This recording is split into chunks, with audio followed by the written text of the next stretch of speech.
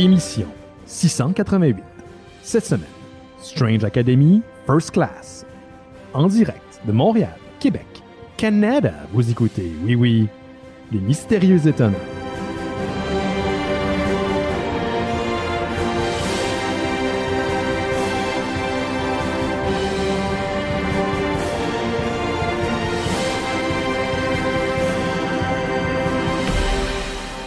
Bonjour à toutes et à tous, vous écoutez Les Mystérieux Étonnants, une émission en balado-diffusion consacrée au BD et à l'ensemble de la culture populaire. Il n'y a personne pour m'empêcher de dire n'importe quoi cette semaine. Benoît, merci au micro. Et cette semaine, j'accompagne une équipe dont les membres utilisent l'Infinity Gauntlet pour laver la vaisselle. C'est une grande affaire qu'on ferait, je pense. On est rendu là, ouais, là. On est rendu pas mal là. La première est la future co-animatrice avec Laurent Boutin de Curbutacé en folie, un show de cuisine dédié aux courges. Marilyn Brisebois est avec nous. Salut Marilyn. J'avais oublié ça. Ouais, ça date de l'émission passée. Des fois, il y a tellement de choses qui dérapent et d'idées qui n'ont pas de bon sens que je me souviens pas de tout dans quoi je m'engage. Oui. On en dit des niaiseries. Mais pour de vrai, I'm in. Yes. Laurent Boutin va nous rejoindre plus tard au courant de l'émission et aussi Giz et Johan Carmissel pour parler du jeu de Turbo Kid. Mais juste avant, on a notre premier invité. Ben oui, on en a 3 cette semaine. Son nom, c'est Jérôme Gagnon. C'est un designer, c'est un lettreur. Il a travaillé entre autres sur un projet qui s'appelle Cthulhu Invades Oz que j'ai vu popper sur mon fil Instagram récemment et j'ai trouvé ça absolument génial. Salut Jérôme. Bonjour. Bienvenue à l'émission. Bien content de te recevoir. Tu as plusieurs projets en branle qui sont dans différents stades de socio-financement. Un dont on va parler tout à l'heure, que ça Broke and Down for Dead Bodies. Mais juste avant, on va parler de Cthulhu Invade Oz, que je trouve absolument génial.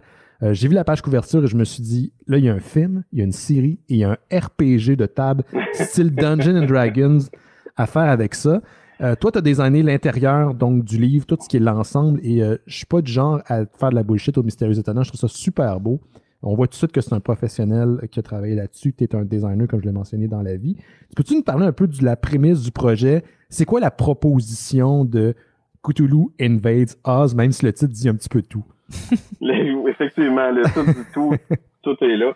Ben, il y a beaucoup d'anthologies qui sont faites sur les plateformes de socio-financement. Ça, c'en est une. Donc, c'est plusieurs personnes qui collaborent au livre. Oui. Sauf que contrairement aux autres anthologies, souvent, il y a une annonce qui est faite, on lance une anthologie, les gens proposent des histoires, puis on choisit les meilleurs, puis on les met. Dans ce cas-ci, on a fonctionné différemment. C'est-à-dire que le créateur du projet, qui est Travis Gibb, qui est comme mon partner in crime, la personne avec qui je collabore le plus souvent en bande dessinée, lui, il a contacté les personnes avec qui il voulait travailler, ceux qui jugeaient qu'il y avait le plus de talent au niveau de l'écriture puis au niveau artistique. Puis il a dit, je lance ce projet-là, on va faire différentes histoires, mais qui vont toutes être connectées ensemble. As-tu envie de prendre une partie? Fait que chacun des auteurs a choisi un personnage de l'univers de Oz, puis qui a raconté l'histoire de comment l'invasion de Cthulhu dans le monde de Oz affectait ce personnage-là. Donc, c'est 140 pages. On parle d'environ 19 histoires au total. Est-ce que c'est des gens... Toi, t'es un Québécois, t'es Montréalais. Travis vient de la Floride. Est-ce que c'était des gens seulement de l'Amérique du Nord? C'est un peu partout à travers le monde qui ont collaboré sur le projet? Je pense que c'est surtout Amérique du Nord. Je pense pas qu'il y en a d'Europe ou ailleurs dans le monde. Là. Je pense que c'est vraiment surtout parce que Travis connaît beaucoup de monde dans le milieu de la bande dessinée, surtout en Floride. Mm-hmm. C'est qu'il a été vraiment avec les gens qui connaissaient. Aussi parce que on n'avait pas le budget de payer des artistes à $100 la page.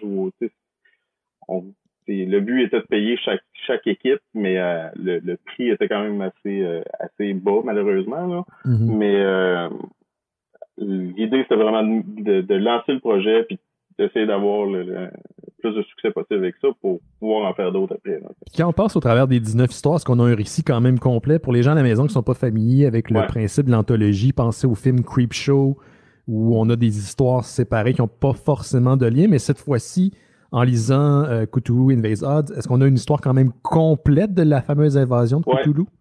Tout à fait. On suit une même ligne du temps. Okay. C'est vraiment... ce qui arrive dans une histoire peut impacter la fin du récit. Là.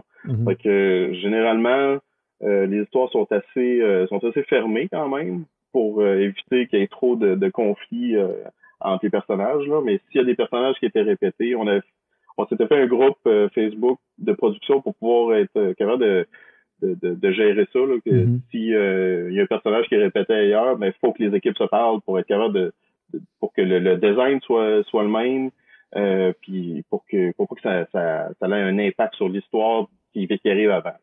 Et toi, ta tâche c'était d'assembler l'ensemble des différentes parties de tout le monde, j'imagine. Il y avait des défis quand même logistiques, je veux dire.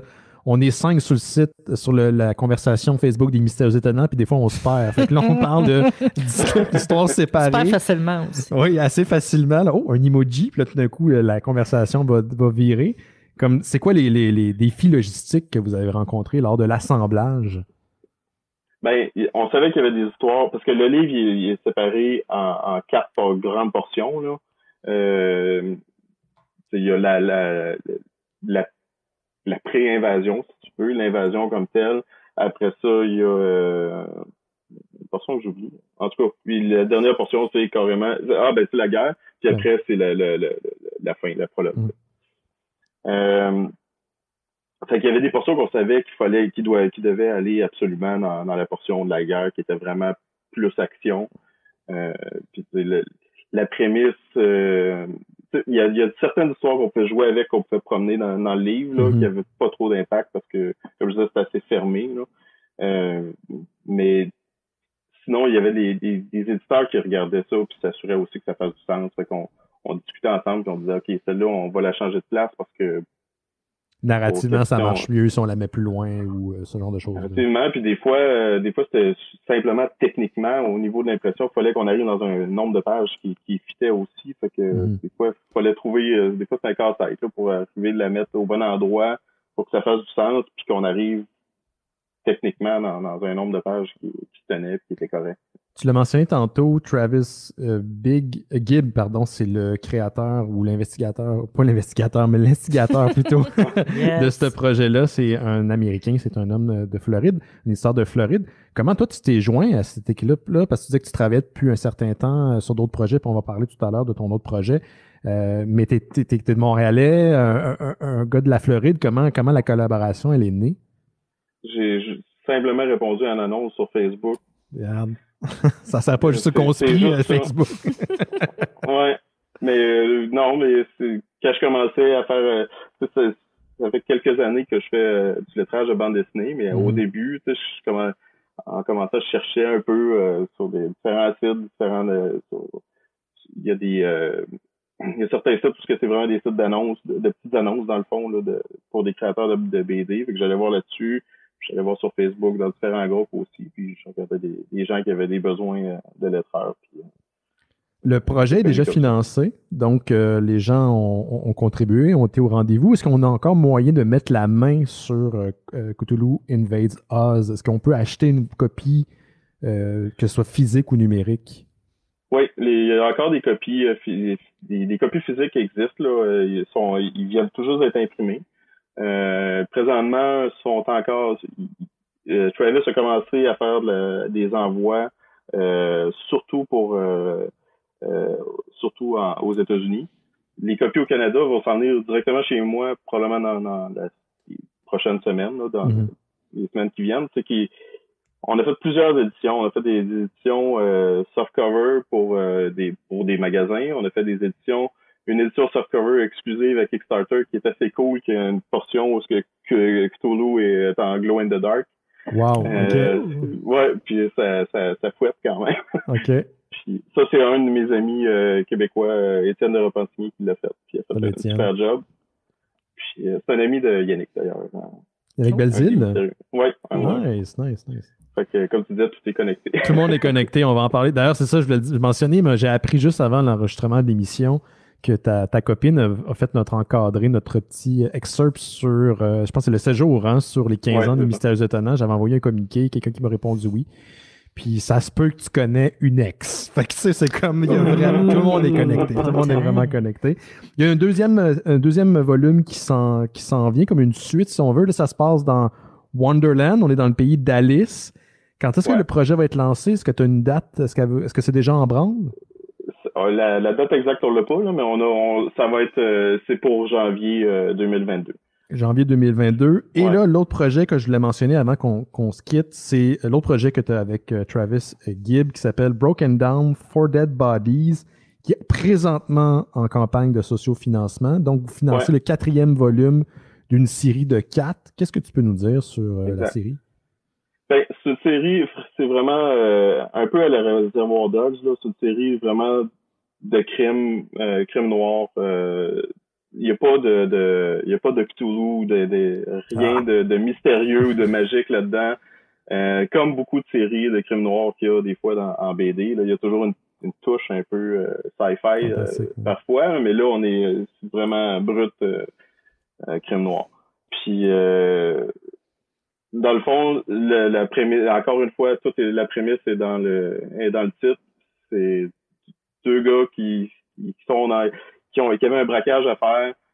Ils sont mal pris, ça a mal tourné. Ils sont prêts avec 4 cadavres dans le coffre du char, puis il faut qu'ils s'en débarrassent. Faut qu'on fasse avec ça. Un petit week-end à Saint-Jérôme. Ouais. Puis, ça semble assez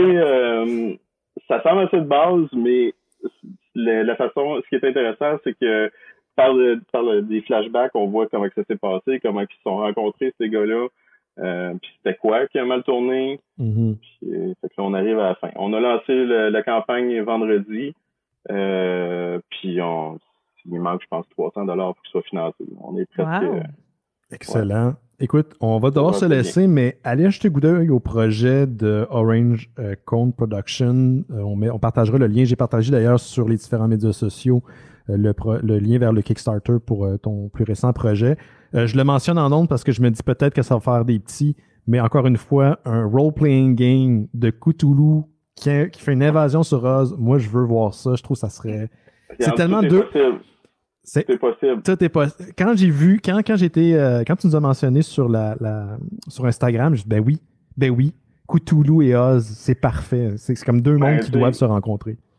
Il y a plein d'auteurs là-dedans qui sont des fans de RPG, là. C'est vraiment possible. Excellent. C'était Jérôme Gagnon qui a travaillé entre autres sur Cthulhu's Invade Oz et son prochain Kickstarter, c'est Broken Down for Dead Bodies. Allez jeter un coup d'œil à Orange Cone Production. Merci beaucoup, Jérôme. Merci. Ça fait plaisir. Si jamais il y en a qui veulent commander le livre, s'ils le font rapidement, moi, j'habite à Montréal, ils peuvent même venir, tu sais, si je vais l'avoir, comme je dis, dans les prochaines semaines, fait qu'ils peuvent venir le chercher même chez nous, ça va me faire plaisir. OK, c'est bon. Salut, à bientôt. Bonne chance, là. Bonne soirée, bye. Bye-bye, salut. Bye-bye. Ciao.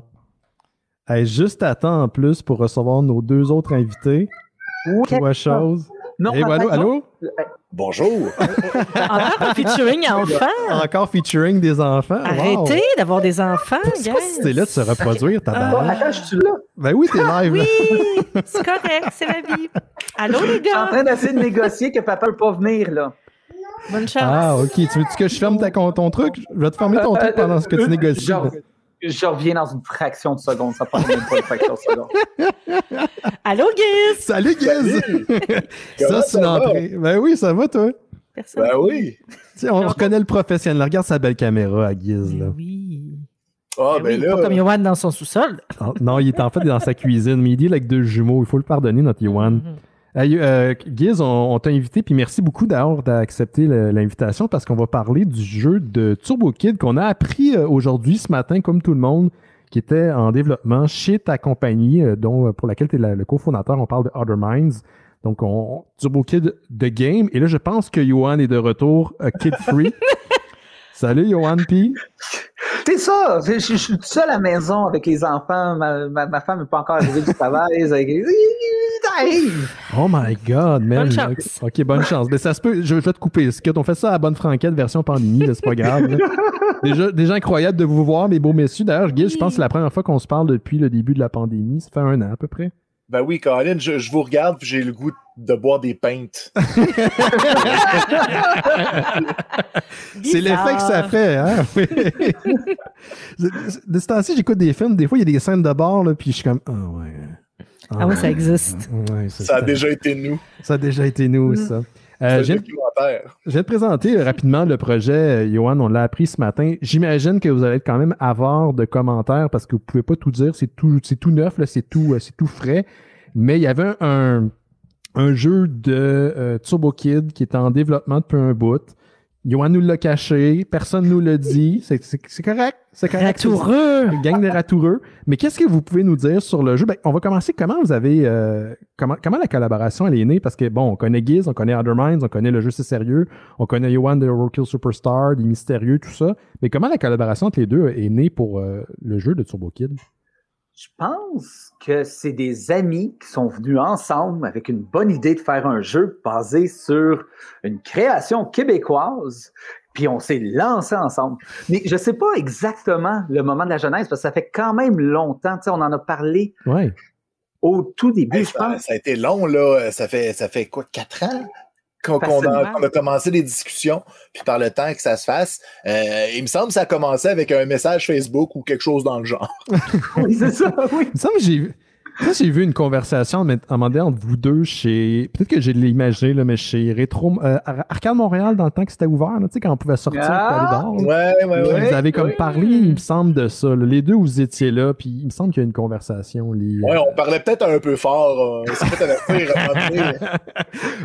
Des meetings secrets dans des bars, là, c'est jamais une très bonne idée. C'est rendu la troisième pinte que Ça, c'est plus difficile la de garder soirée les va. secrets. Moi, c'est tout le temps à troisième peinte que je demande à Johan ses détails pour ses futurs projets.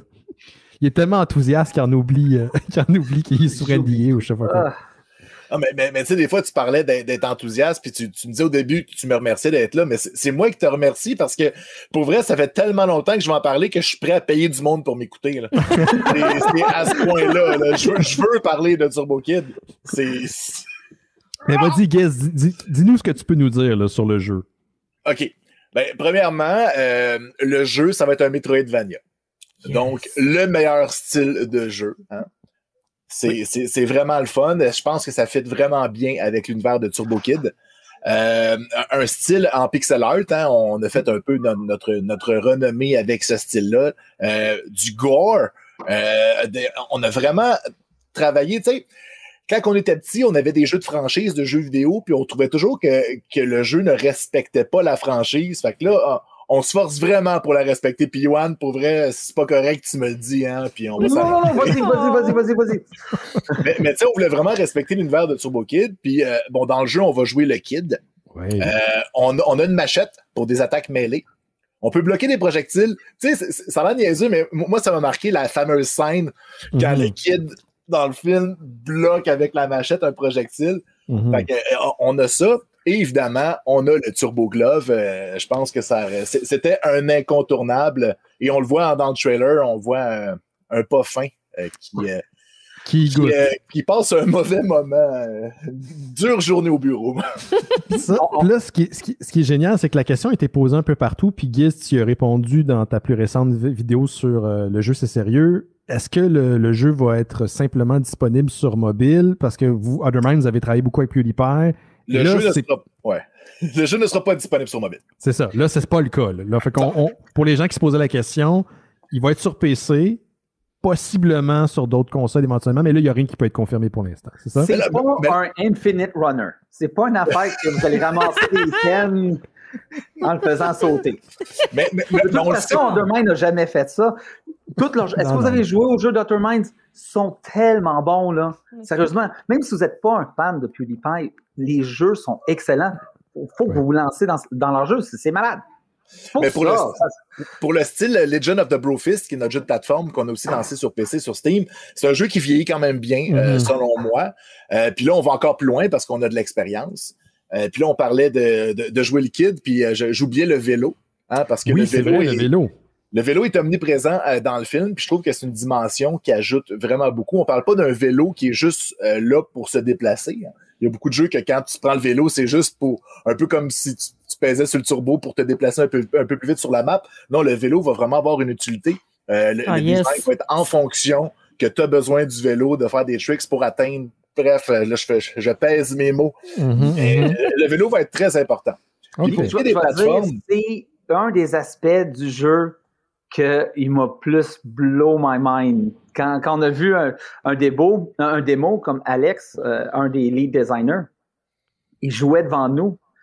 J'avais des larmes, j'avais des frissons. C'est tellement parfait.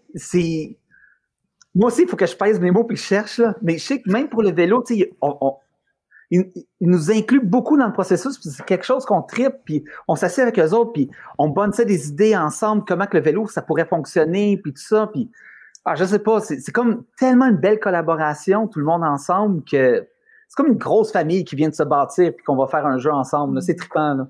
Mais ça paraît dans le résultat quand il y a justement une cohésion puis c'est une collaboration pour être sûr de garder l'esprit puis garder c'est un imaginaire qui a été fait Turbo Kid, c'est des feelings, donc c'est important de garder ça puis ça paraît aussi juste de regarder juste ce qu'on a vu aujourd'hui, on le sait que c'est proche de la réalité là, on le sent là, que c'est du Turbo Kid là, c'est pas une interprétation. Ce qui me fait capoter, c'est puis ça fait des années qu'on le dit au Mystérieux Étonnant, c'est que là, on a un film qui est, oui, une coproduction Nouvelle-Zélande, Québec, mais qui est foncièrement un produit québécois. Là.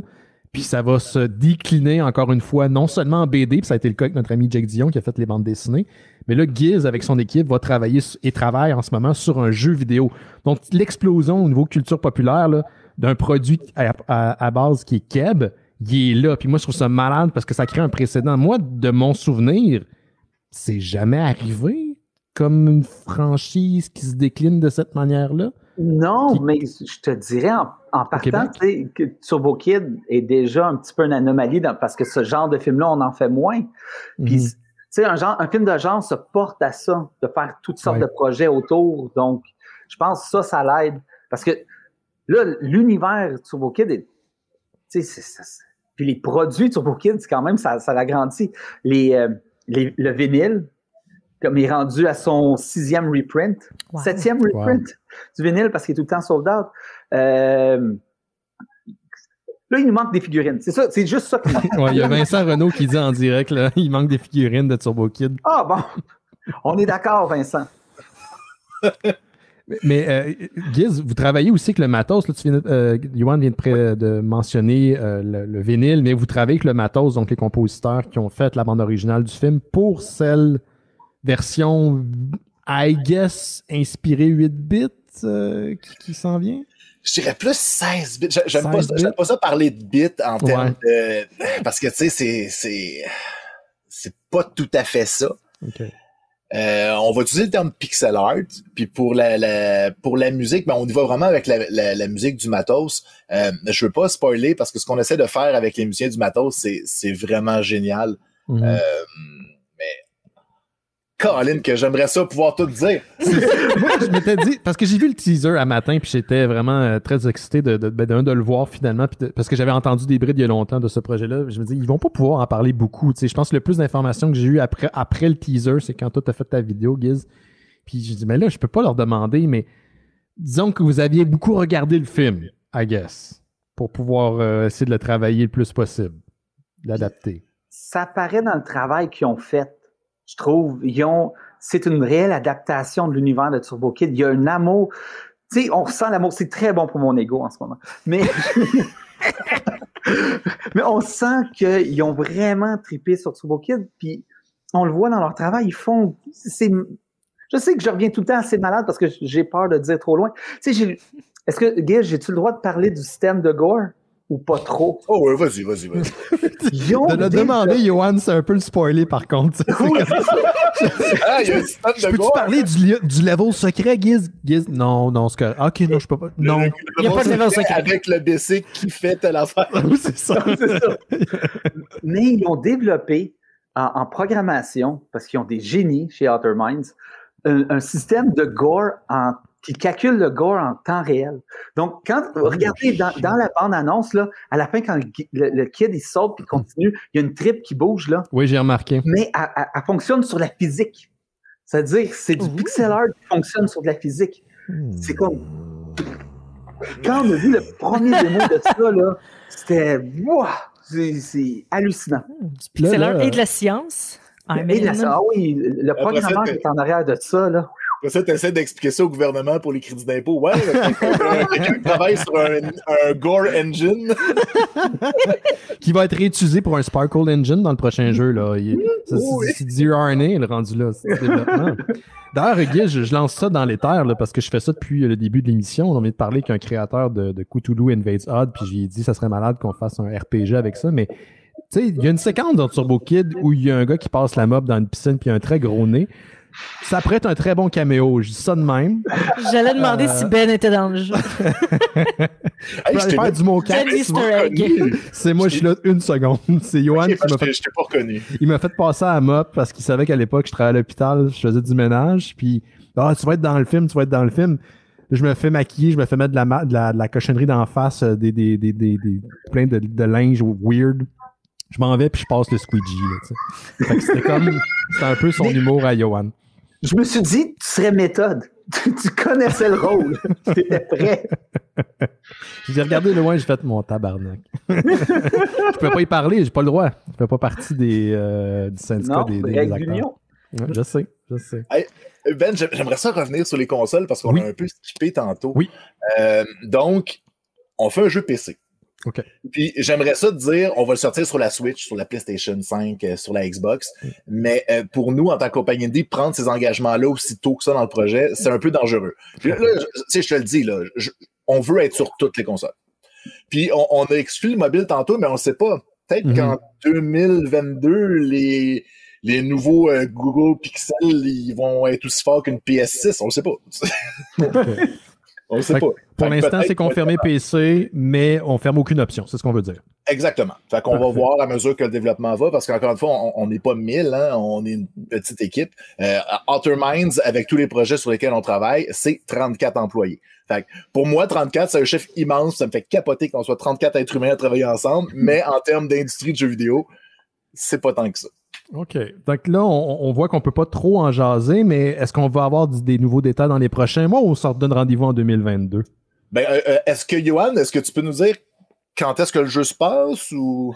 Oui, le jeu se passe entre la fin du premier film et le début du deuxième. Donc, c'est comme un genre de... Prequel aux deux? Oui, c'est comme un prequel. C'est comme un pre-sequel. Un pre-sequel. Un pre-sequel. Ouais, Pre-sequel. Ça se passe entre les deux. Et les gens d'Outer Minds sont très chanceux. Ont le script de Turbo Kid 2. Ils l'ont lu. Mais c'est important. Faut qu'on partage. Et ils sont bons. Ils ont gardé tous les secrets à date. Ils sont meilleurs que moi. Ils sont meilleurs que moi. Non, mais ça, c'est très cool. Ça fait que là, il y a vraiment un univers étendu. Ça fait que potentiellement, je dis ça de même, mais vous n'avez pas besoin de rien confirmer. Je ne veux pas vous mettre dans le trouble. Il va peut-être avoir des petits clins d'œil aux bandes dessinées, parce que c'est le même univers aussi. Tout est dans tout. C'est tout ce que je vais pouvoir dire. Tout est dans tout. OK. Parce que, tu sais, c'est un univers étendu. Tu sais, les bandes dessinées qui sont sorties avec Jake sont avant Turbo Kid. Ouais. Là, le jeu va être entre Turbo Kid 1 et 2. Et qui sait? Peut-être le roman sera après Turbo Kid 3. Le novelisation qui se passe après le 2. Là, ça pourrait être pas pire, ça. OK. Écoute, avez-vous autre chose à rajouter? Parce que j'ai comme en ce moment, je me sens juste mal depuis tantôt parce que j'ai l'impression de vous mettre sur le spot avec un gun puis comme une balle dans une des chambres, vous savez pas c'est lequel. Là. Fait que avez-vous un truc à rajouter par rapport au jeu que vous pouvez dire? Sinon, on se donne rendez-vous à la prochaine annonce parce que j'ai vraiment hâte de voir le résultat. Là. Tout ce que je peux dire, c'est que Outer Minds, avec nous, en discussion, on crée des nouveaux personnages, puis ils sont cool. C'est pas grand-chose, c'est juste une petite affaire, mais ça va expandre l'univers de Turbo Kid. On va aller à d'autres endroits. Ça va être intéressant. Moi, j'aurais acheté une petite parcelle. Le jeu va être le fun à speedrunner. Donc, il va être conçu pour la communauté des speedrunners, pour les événements. Fait qu'on on lance un appel, puis on a déjà avec le trailer, il y a certaines communautés de speedrunners qui nous ont appelés, puis on a fait « Allô? » On existe, ok. On peut travailler sur votre jeu, donc on va travailler en collaboration avec eux probablement. Génial. Tu sais, dès le premier meeting, si je peux te dire une petite dernière chose. Oui, pendant que ton fils souffre en arrière, ça va être... Je sais pas qu'est-ce qui se passe. Je sais pas qu'est-ce qui se passe. On est en train de faire un jeu avec des figurines. Puis des couteaux. Mais ma femme est arrivée, là. C'est ça. Ah, OK. Ils ne sont pas en danger. Okay. Les turbos jumeaux en background, Vincent. Dès le premier meeting, on a parlé de notre vision, leur vision, puis on était tout le temps en sync. Et moi puis Alex, on est des tripeux de Good Game Done Quick, le genre de gros festival de speedrunner. Et dès le départ, on se disait hey, ça c'est cool. Puis le speedrunning, puis là, OK, correct, il faut qu'il y ait du speedrunning dans ce jeu-là. Puis l'idée part de là. Puis je sais pas, c'est organique comme organique comme my God. J'ai des loups-garous, j'ai pas des enfants, j'ai des loups-garous. C'est organique comme création, puis je tripe bien raide. Vous parlez le même langage. Je les aime d'amour, on a tellement de fun. Moi, c'est la première fois que je peux faire cette parenthèse-là, parce que bon, vous connaissez bien Yohan. Oui. Eh bien, Alex, Shelter Minds, c'est un copier-coller de Yohan. Fait que quand tu les mets les deux dans le même salle, les deux se pompent à être heureux, c'est comme « Oh my God! » Puis là, t'as l'autre « Oh my God! » Puis là, ça se pompe, c'est comme une loupe infinie de joie. Fait que, genre les lumières flicker là, dans le building, puis il y a comme de l'énergie qui se dégage de la pièce. Ouais. Sérieusement, Hydro-Québec sauverait tellement d'argent à nous prendre les deux, puis nous mettre ça dans une centrale, puis juste nous laisser spinner. Alex puis Yohan tout nu d'un bocal, puis générer de l'énergie. C'est malade. Excellent. Mais je vais vous libérer. Merci, messieurs. C'était Giz de Other Minds puis Yohan Carwissel de RKSS. Les deux sont en train de collaborer sur un jeu inspiré de Turbo Kid, le film. D'ailleurs, si vous ne l'avez pas vu, écoutez, allez louer ça. Là, ça n'a comme pas rapport. Allez acheter ça. Puis on se voit à la prochaine annonce. Bien hâte de voir les résultats, messieurs. Puis merci d'avoir pris du temps pour venir vous mettre à risque à l'émission. Good job. Merci beaucoup. Bon, ciao. Je vous aime. Bye. Faites attention, là. Bye. Ciao. Plein d'amis qui viennent nous voir aujourd'hui, c'est cool. Bon. Ah, mon Dieu. Ah, ben non, je suis juste puis moi. Ça va? Oui, toi, à part ça. On s'est ennuyé, mais c'est tellement beau quand on dit que tout est dans tout, puis le milieu est petit, puis que ça s'est fait de façon organique. Pour les gens qui sont... Tu sais, pour la communauté, c'est très beau, mais pour les amis proches, on dirait que c'est encore plus beau de voir. C'est comme si on avait, tu sais, des gens, quand tu matches deux personnes ensemble, puis ça fait un couple, puis ils ont un bébé, là. Ouais, c'est ça. on dirait qu'on se sent comme ça. Ils se sont connus grâce à tous les amis, puis là, ils ont commencé à jaser, puis il y a ce bébé de jeu de Turbo Kid qui est né, puis cette belle cohésion-là. Non, je trouve ça, c'est super... c'est émouvant. Oui, c'est absolument. Puis bon, pour les gens qui connaissent pas Yohan, je l'ai mentionné, c'est un cinéaste, c'est un gars qu'on connaît depuis longtemps, c'est un collaborateur à l'émission. Puis quand j'ai appris ça ce matin, puis là, la veille, j'avais vu l'annonce que Jake avait été mentionné à Tout le monde en parle. Puis moi, j'ai quelque chose qui s'en vient cette semaine si c'est pas annulé. Fait que c'est comme des grosses annonces. Je suis comme content. Tu sais, il y a des trucs qui se passent, même si c'est la fin du monde. Puis... Oui, mais c'est ça qu'on disait, ça montre l'espoir, puis il y a encore des gens, il y a encore des projets, des gens qui ont la chance de pouvoir travailler ou qui décident de prendre ce moment-là pour créer, pour qu'il y ait des choses qui se passent. Puis on le mentionne souvent que l'industrie du divertissement, entre autres, nous sauve la vie en ce moment. En ce moment, oui.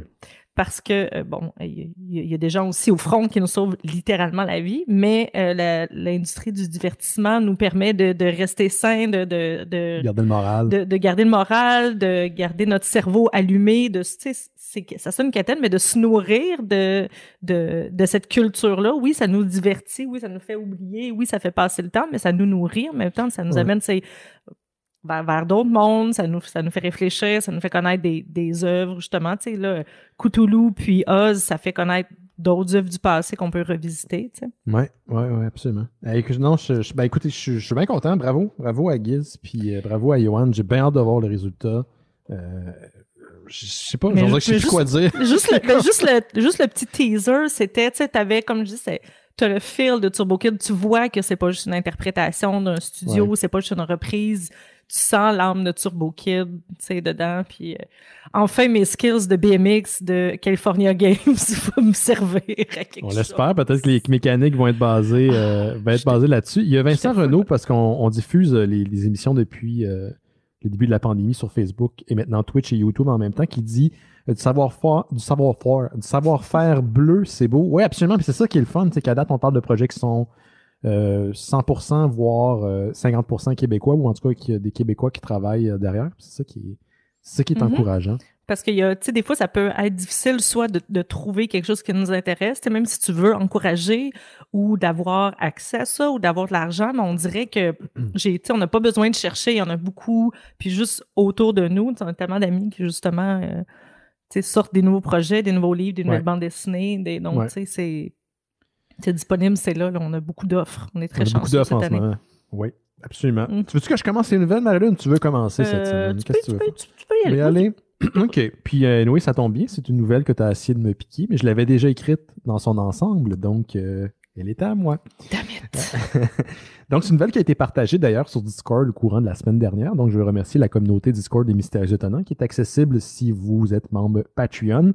Une nouvelle qui vient de Laurence qui a partagé en fait l'annonce d'un nouveau documentaire basé sur l'artiste, l'auteur américain Mike Mignola, qui est le créateur de Hellboy, création qui a vu le jour en 1994 avec son premier arc d'histoire Seed of Destruction. Donc c'est aussi une nouvelle qui vient de Forbes. Le documentaire se nomme Mike Mignola Drawing Monsters. Le projet est en ce moment en campagne de sociofinancement pour boucler la production. Il y a déjà des entrevues qui ont déjà été réalisées avec des intervenants qui viennent. Je pense qu'ils ont genre 8h30 d'entrevues, quelque chose comme ça. Là. J'ai lu 80 heures. Ça doit être plus 80 heures que 8 heures. Oui, j'avoue, j'ai dû me tromper d'un zéro. Donc, autant des j'ai bien fait de la laisser. Donc, autant des intervenants qui viennent des États-Unis que de la Grande-Bretagne. On parle de Neil Gaiman, Doug Jones, Adam Savage, Gyo Quesada qui fait encore partie de Marvel Comics. Donc, Mike Mignola, qui est édité chez Dark Horse Comics depuis plusieurs années, 1994, entre autres choses avec Hellboy, mais c'est un auteur qui a collaboré aussi au milieu de la bande dessinée américaine depuis longtemps. C'est le créateur de Hellboy, mais également BPRD, d'autres personnages comme Lobster Johnson. C'est une œuvre qui est inspirée beaucoup de H.P. Lovecraft. Aujourd'hui, d'après moi, il se retourne une couple de fois dans sa tombe, Lovecraft, parce qu'on n'arrête pas de le mentionner. Si vous voulez collaborer ou plutôt contribuer à la campagne de sous-financement, vous allez sur Mike Mignola Drawing Monsters sur Kickstarter. Vous pouvez avoir une copie numérique et physique du film. Il y a des t-shirts qui sont en vente, il y a des commissions, donc des sketchs. Donc, vous payez un peu plus cher et Mike Mignola vous fait un sketch. Vous avez accès, aussi à un portfolio de Mike Mignola en ligne. Ça a l'air super bon, puis c'est une création d'une... c'est pas Superman, là, Mike Mignola, ça date pas d'il y a 80 ans, là, Hellboy, mais il y a eu une grande influence de son œuvre sur la culture pop. Il y a des entretiens aussi avec celui qui a réalisé le plus récent film de Hellboy. On parle pas de Guillermo del Toro, mais celui qui a repris le flambeau par la suite. Donc, une œuvre qui a l'air assez intéressante. J'ai hâte de voir le résultat. Par ailleurs, si ça vous intéresse, Dark Horse Comics, le 3 mars dernier, a mis à la disposition des gens qui sont intéressés un nouveau album qui s'appelle Mike Mignola The Quarantine Sketchbook. Donc, c'est un ensemble de sketchbooks, pas de sketchbook, mais de sketchs réalisés par Mike Mignola durant la pandémie en 2020. Pandémie dans laquelle, je vous rappelle, on est encore là. Y a-t-il beaucoup de stock? Il y a quand même pas mal de stock. C'est un livre à $39 à US. Donc, habituellement, c'est... Dark Horse, c'est pas cheap sur la quantité. D'après moi, vous allez en avoir pour votre argent. Donc, ça met en scène des personnages tirés de la culture pop. Donc, Mr. Peanut qui est revenu. Ça a l'air qu'il était pas mort. SpongeBob et Pokémon. Et plusieurs Pokémon. Ah, wow! Ouais. Les profits du livre vont être remis au World Central Kitchen, qui est en fait un organisme à but non lucratif qui, je crois, nourrit des gens qui sont dans la pauvreté, ce qui est particulièrement criant en ce moment en temps de pandémie. En temps de pandémie, tout ce qui est problématique au niveau des... Là où le système est plus fragile, ça explose. Donc, ça, c'est un des enjeux qui est touché. C'est cool qu'il fasse ça, parce que j'imagine que, de toute façon, il travaille sur des projets, mais que, il aurait doublé chez lui, il aurait travaillé quand même, donc il a décidé de mettre ça à profit, de faire... Mettre à profit, oui. c'est ça, de partager avec les gens puis de faire sa part. Je trouve ça vraiment cool. Le résultat est vraiment bien fait. Je suis intriguée de voir SpongeBob à la Mike Mignola. Il est-tu dark? Il est pas dark, mais on retrouve la touche très particulière de Mike Mignola. Donc, il joue beaucoup les ongles d'ombre, de noir et blanc. Puis c'est des sketchs, hein, donc c'est fait au crayon. Je pense pas qu'ils sont colorés de ce que j'ai vu, mais c'est super beau. Puis si vous êtes amateur de l'art de Mignola, qui évolue beaucoup au fil des années, mais qui a gardé sa petite touche qui est très personnelle, c'est un beau cadeau, puis c'est un beau geste aussi parce que les profits, comme je l'ai dit, vont aller à une bonne cause. Donc, vous pouvez vous l'acheter directement sur, je ne vais pas encourager Amazon, mais sur le site de Dark Horse Comics. C'est disponible si ça vous intéresse. Donc, Mike Mignola qui est encore pertinent encore aujourd'hui en 2021. Ouais. On l'avait interviewé il y a plusieurs années d'ailleurs, à Mystères étonnants. Grande entrevue. Ouais, il était un peu amorphe, par contre. C'est un vieux monsieur! Ouais, dans le documentaire, d'ailleurs, il y a un aperçu, un genre de teaser, comme on dit, puis il sourit, puis j'étais surpris de le voir sourire, parce qu'il n'a pas souri une fois du moment qu'on l'a interviewé. Je pense que spécial. Jake a discuté avec lui dehors d'un Comic-Con pendant qu'il il en avait parlé dans le cadre quelque chose comme ça, parce que c'est aussi un des BDs préférés, ou le BDs préféré à Jake aussi. Ouais, d'ailleurs, j'ai acheté les 3 j'ai acheté les 3 premiers omnibus de Hellboy durant le week-end parce que j'étais en train de tout me retaper. D'ailleurs, le dernier BPRD va être en vente à la fin du mois. BPRD qui est, selon moi, peut-être même une meilleure création qu'Hellboy. Pas qu'un est inférieur, mais je veux dire, moi, il me divertit beaucoup plus. C'est un monde qui est plus complet tant qu'à moi. C'est l'institution l'organisme dans le monde de Mignola qui fait de la recherche, de la protection contre les événements paranormaux auquel Hellboy participe à un moment donné, auquel Hellboy est un membre. Pour lequel Hellboy est un membre à un moment donné. Donc, en tout cas, tout ça pour dire que ça s'en vient. Le documentaire est si vous voulez acheter le volume, il est disponible dès maintenant, depuis le 3 mars dernier. Vas-y, Marie-Lynn, pendant que j'enlève le chat que j'ai dans la gorge. Moi, j'ai une nouvelle de l'espace, encore, parce qu'il se passe pas assez de choses weird sur la planète. Ça en passe aussi dans le ciel. L'espace, ça va nulle part, ça a l'air, non? Alors, est-ce que quelqu'un avait sur sa carte de bingo 2020-2021 un Space Hurricane? Non, mais j'avais l'arrivée des extraterrestres. C'est tout ça? Non, mais ils sont arrivés l'année passée, Tom DeLonge le dit. Fait que, Tom DeLonge est un peu déconnecté, là. Mais j'en parle tantôt d'ailleurs des extraterrestres, si j'ai le temps. Et respecte Tom DeLonge. Donc, c'est un phénomène qui était pas recherché, qui était pas qu'on n'essayait pas de retracer parce que personne savait que ça se pouvait, même les scientifiques avaient jamais pensé que ça se pouvait, même pas en théorie. Donc, un Space Hurricane, c'est un tourbillon de plasma. Donc, c'est des rayons de plasma du Soleil qui arrivent et qui fait un tourbillon et qui fait une pluie d'électrons. Donc, il pleut des électrons. C'est pas du tout épeurant, c'est super. Non, vraiment pas. Hein. Mais ça n'a pas eu d'incidence ni dans l'espace, ni pour notre système solaire, ni sur la Terre. Donc, c'est juste très épeurant, mais surtout impressionnant. Donc, en fin de semaine, il y a eu ce Space Hurricane-là. Et juste pour donner une idée, donc, tu sais, quand il y a une tornade, on est capable de mesurer la densité. Là, c'était de 998 km de circonférence. Ce qui n'est pas très gros à l'échelle cosmique. Non, à l'échelle cosmique, c'est pas si pire. C'est juste que comparé à la Terre, quand même, c'est très impressionnant. Ça a duré pendant 8 heures. Donc, les scientifiques ont été capables de capter des images. C'est juste qu'ils n'ont pas été capables de capter toutes les données parce que, justement, ils n'ont pas prévu que ça allait arriver. Ils n'étaient pas préparés à ça. Les instruments, c'est des instruments qui sont déjà là pour capter d'autres choses, mais ils n'étaient pas adaptés à ça. Donc, ils vont vérifier tout. En fait, tous les pays vont se mettre ensemble, tous les pays qui sont capables de capter les informations. Ils vont s'échanger les informations pour savoir ce qui s'est passé, c'était quoi l'incidence, et se préparer à la prochaine fois, savoir qu'est-ce qui a causé ça, être capable de causer. Mais il y a des photos, donc il n'y en avait pas encore sur la NASA, parce que je regarde de temps en temps.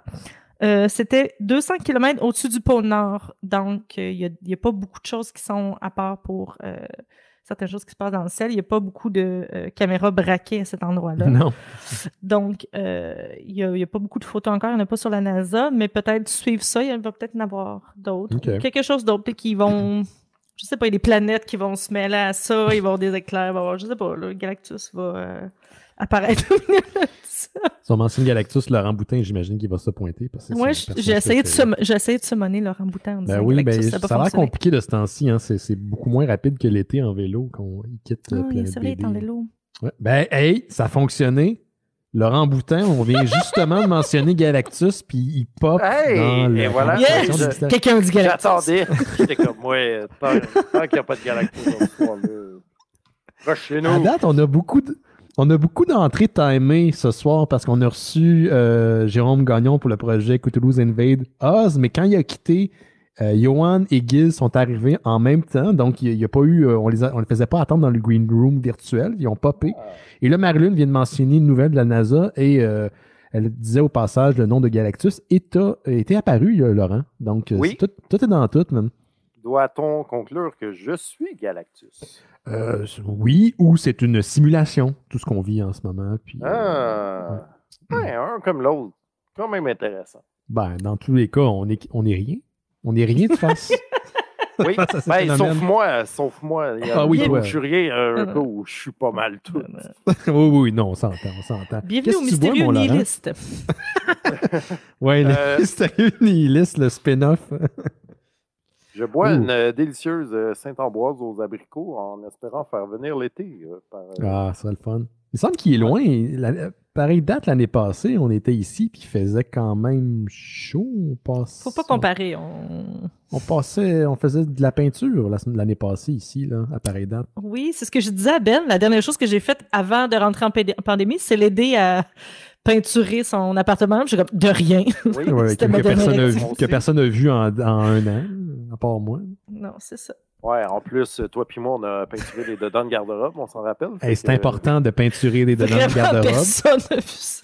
Ouais, OK. définitivement. Même le gars de Vidéotron qui est passé cette semaine. Non, lui, il n'est pas allé dans le garde-robe. Il a mis les mains partout, mais pas dans mon garde-robe, par exemple. Il a touché dans son masque, par exemple. Ça, c'était vraiment le fun quand il est passé. Mais non, c'est important de peinturer le garde-robe parce que ça donne l'impression de repartir à neuf. Ça fait plaisir, Ben, de Mais t'aider à ça. j'apprécie beaucoup. Puis ben, J'apprécie tu sais, beaucoup. Une chance qu'on a fait ça, parce qu'après ça, justement, on n'aurait pas pu t'aider. Puis là, Ouais. ça faisait que tu n'étais pas un chevaux, mais un beau chevaux. Oui, c'est ça. J'ai Voilà. des beaux garde-robes pendant que le monde est en train de brûler. Moi, je Voilà, me suis dit, les petits bonheurs. Ben, il connaît mes skills de peinture. Il me crisse dans le garde-robe. Moi, je pense qu'il était comme, elle parle beaucoup trop, ferme la porte. OK, ben Laurent, vas-y donc, tu viens d'arriver, ça fait qu'on va te donner la parole pour les nouvelles. Oh! Ah oui, c'est Salut. comme ça que ça marche. Ça va Oui. que j'ai manqué? Ben, C'est-tu le fun? Moi, j'ai parlé d'un Space Hurricane. Ouais, Ah, moi j'ai ouais. parlé du documentaire de Mike Mignola qui s'en vient et de son édition sketchbook, l'édition sketchbook de Mike Mignola, de Quarantine Sketchbook, pardon, Ah, ouais, qui est en vente depuis la semaine passée. Et on a reçu Johan et Giz pour parler de j'ai Turbo manqué Kid tout de le Game. fun. Ben oui. Fait que... Mais non, mais t'étais là. The Gifts That Keeps On Giving, man, ce Oui, show-là. c'est juste nous autres. C'est là, moi, c'est le là. fun. Ben oui, c'est ça. T'es le dessert. Ben non, mais vous êtes le Oh. fun, mais Johan, c'est genre. le Ouais, fun, ouais, il n'y a pas. tu sais. Oui, il était très ému d'ailleurs, Johan. T'as manqué ça. Mais il est tout le temps ému. Bébé Fait que- chat, ouais, c'est ça. Mhm. C'est cute. Ben, je peux vous parler d'Astérix? Oui! Oui, t'es-tu obligé? Non, c'est pas vrai. Hey! Écoute, ça, moi, Astérix.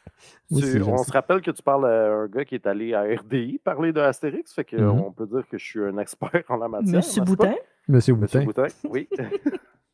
Oui, d'ailleurs, les gens qui ont écouté la chanson de Deux Farines à mon sujet, Oui, l'extrait au début vient de RDI. de la chanson vient de cette fois-là à RDI que je parlais d'Astérix, c'est que je venais de me réveiller avec la gueule de bois.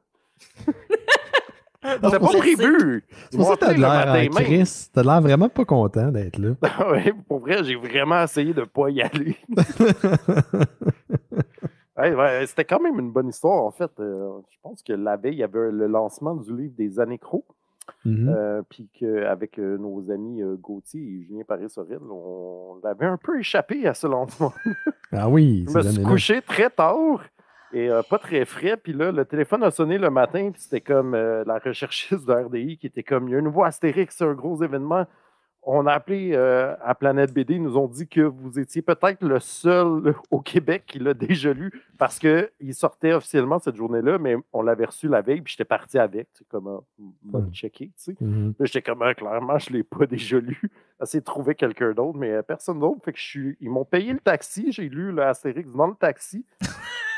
T'as eu le temps de lire ça dans le texte? Ben, je l'ai. Speed reading d'Astérix. Ouais, je l'ai lu une quinzaine de pages, puis j'ai browsé vite, mettons. Puis je suis allé parler de pourquoi c'était un big deal qu'il y avait un nouveau Astérix, parce que c'est le premier qui n'était pas fait par Uderzo. C'était comme attendu. Puis là, j'étais comme, wow, j'étais pas prêt à tout ça, j'ai même pas déjeuné. J'ai pas bu de café. Tabarnouche, grosse journée. En tout cas, c'est une belle gueule sur le clip là, de Farine. Oui. Encouragez Deux Farines. C'est une grosse semaine pour Deux Farines. Ben écoute, depuis tantôt, on n'arrête pas de voir qu'il y a plein de projets qui fonctionnent à gauche et à droite, qui n'arrêtent pas de se conclure ou je sais pas comment dire, là, de naître là, depuis une semaine. Je sais pas ce qui se passe. Ouais. Ben, ils sont rendus comme nous dans le club très select des gens. On a entendu un extrait à La soirée est encore jeune. C'est arrivé hier? Ouais. Comment ça? Je sais bien pas. J'ai pas écouté l'extrait. C'est Olivier Niquette qui passe un extrait de Chocolat de Pâques. Ouais. J'aime penser que c'est ton lien vers la chanson de M. Moi, je vais le prendre. Je sais qu'Olivier, je sais pas s'il nous écoutait encore, là, mais il nous a déjà écouté, fait que probablement qu'il a vu le lien. Je le prends. On va dire c'est ça. Ouais, ben, moi, Les mystérieux sont partout. C'est ça. Voilà. Donc, Astérix. Ah oui, c'est vrai. Grosse digression. Mystérieux, le Forrest Gump des podcasts. Comme il se passe des trucs en parallèle, personne ne sait qui est là, mais. Ouais, mais il est tout le temps là. Hein. Il est tout le temps là. C'est tout le temps grâce à lui. C'est ça. Fait que Netflix a annoncé cette semaine qu'il préparait une série d'animation en 3D basée sur Astérix. Il y a eu des films d'animation récents qui étaient quand même pas si mal, mais une série, c'est la première fois que ça existe. C'est prévu pour 2023, si on est optimiste. Ça serait basé sur... si on est vivant. Oui, aussi. Ceci impliquait cela. Si on est vivant et optimiste, ça sortira en 2023. L'annonce dit que ça serait basé sur l'album Le Combat des chefs de 1966. Donc, je trouve ça quand même audacieux de baser une série sur un seul des albums, qui est quand même un bon album. Il y a déjà eu un film. Mais les films. Très trippy, si vous vous rappelez. Mais c'était pas le film, c'était pas un mélange entre Le Coup du menhir et Le Combat des chefs. Il faisait ça. Il y a deux films d'animation qui ont mélangé deux bandes dessinées dans une seule histoire. Oui, ben en fait, le film, c'est vrai, s'appelle Le Combat du menhir, le Coup du menhir, mais c'était basé sur. Il n'y a pas d'album, Le Coup du menhir. C'était surtout basé sur Le Combat des chefs. Puis ce qui est vraiment le fun avec ça, c'est que la série serait réalisée par Alain Chabat, qui est un réalisateur français qui a déjà réalisé le meilleur film d'Astérix en vraie personne, donc Astérix et Obélix Mission Cléopâtre, qui le mettait en scène lui-même, Alain Chabat, dans le rôle de César, ainsi que Christian Clavier et un autre type dont on ne veut plus trop parler ces temps-ci, dans les rôles titulaires. Donc, moi, je trouve qu'il était vraiment bon, ce film-là. C'était vraiment le meilleur, mais bon, Uderzo à l'époque était comme non, je trouve pas ça drôle, puis tout. Fait que là, on a fait d'autres films vraiment plus moyens après, mais là, Uderzo est mort. Fait que peut-être que M. Chabat aura le champ libre pour faire quelque chose de qualité. Voilà, fait que je suis quand même curieux de voir ça. C'est ça, les derniers films, Le Domaine des Dieux puis Le Secret de la Potion Magique, étaient déjà en 3D. Puis c'était pas laid, là. Non, c'est ça. Quand tu as dit 3D, j'ai eu peur que ce soit du gros 3D cartoony, mais c'est quasiment comme juste du 2D avec un peu plus de perspective. Là. C'est pas, c'est ça. Fait que c'était ça garde le même, la même esthétique un peu. Là. Ouais, puis je trouvais pas que c'était dénaturé. Là. Je veux dire, c'était cartoon. Modernisé au goût du jour pour la jeunesse, mettons, là, mais c'était pas dégueulasse. Là. Fait que je suis quand même bien curieux de voir ça. On s'en reparle en 2023 quand on fera un show sur la nouvelle série d'Astérix. Oui, amen. On va être rendu à 800 épisodes. C'est pas des farces, parce qu'on arrive presque du 700. Là. 75 ans chacun. Mais là, pendant 2 ans, là, on va pas vieillir de... je sais pas toi, mais moi, j'ai l'impression que je vieillis vraiment vite ces temps-ci. Oui. Pas nécessairement mentalement, mais physiquement, en tout cas, c'est...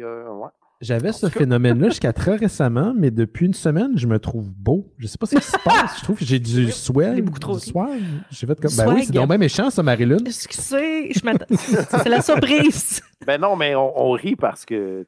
t'as la même face. Là. Je sais, mais c'est peut-être mentalement, je sais pas. T'es pas plus beau, t'es toujours beau. Ah ben merci, j'essaye. Ça profite à personne, mais écoute. Ah ben le gars de Vidéotron, I guess. Oui. On le salue. C'est pour ça que j'ai un excellent service. Et voilà. Ce gars-là. Moi j'ai une petite nouvelle concernant Star Trek, parce que je sais que vous êtes des amateurs de Star Trek comme moi, bien sûr. Oh, je vais aller me faire un lunch, je reviens. Ouais, c'est ça. Il y a Deadline qui rapporte que la scénariste de Star Trek Discovery, Kalinda Vasquez, qui est d'ailleurs nommée selon un personnage de la Original Series, a été engagée pour scénariser un film de Star Trek pour Paramount Pictures et Bad Robot, la compagnie de J.J. Abrams. On ne sait pas si ça va être basé sur Star Trek Discovery, qui est une des plus récentes séries, ou si ça va se passer dans l'univers de J.J. Abrams, des films de J.J. Abrams, ce qu'on appelle la Kelvin Timeline. Hein? Vous suivez encore à la maison? Oui. OK. À la maison, ils suivent. Oui, c'est ça. On a très peu de détails. On ne sait pas si J.J. Abrams va revenir ou ça va être tout simplement produit par lui.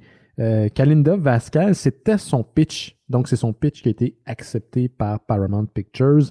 Elle a une impressionnante feuille de route. Elle a travaillé sur The Fear the Walking Dead, Once Upon a Time, qui est un rip-off de Fables, Runaways, Nikita et Prison Break. Récemment, elle a adapté pour Brian K. Vaughan, Barrier pour Legendary Television. Donc, quand même une impressionnante feuille de route. Elle a travaillé aussi avec J.R.R. Martin aussi. Donc, on ne sait pas encore une fois, c'est ça, si c'est lié à Discovery, si c'est lié à la Kelvin Timeline. Et c'est un des nombreux projets de Star Trek qui est en développement chez Paramount Pictures. Ça se peut qu'on ne le voit jamais.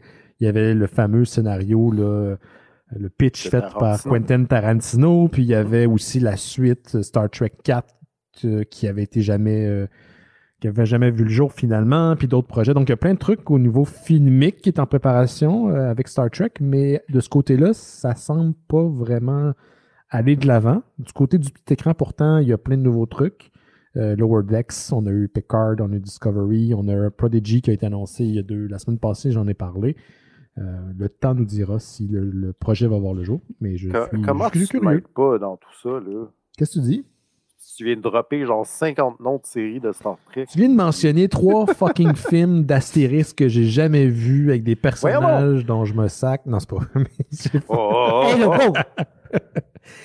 Écoute, je pense que ça fait facilement 30 ans que j'ai pas lu un Astérix. Ah ouais?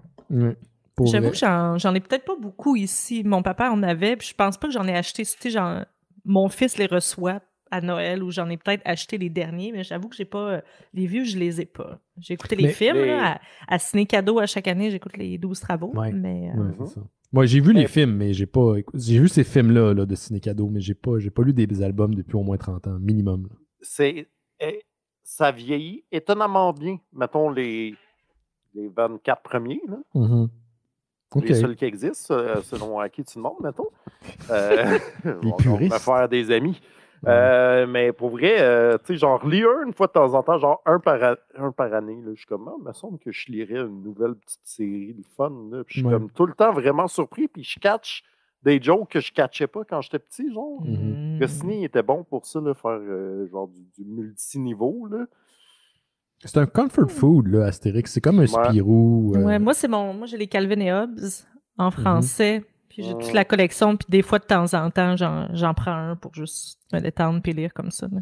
Moi, j'aime les Scramustaches, mais personne n'aime les Scramustaches.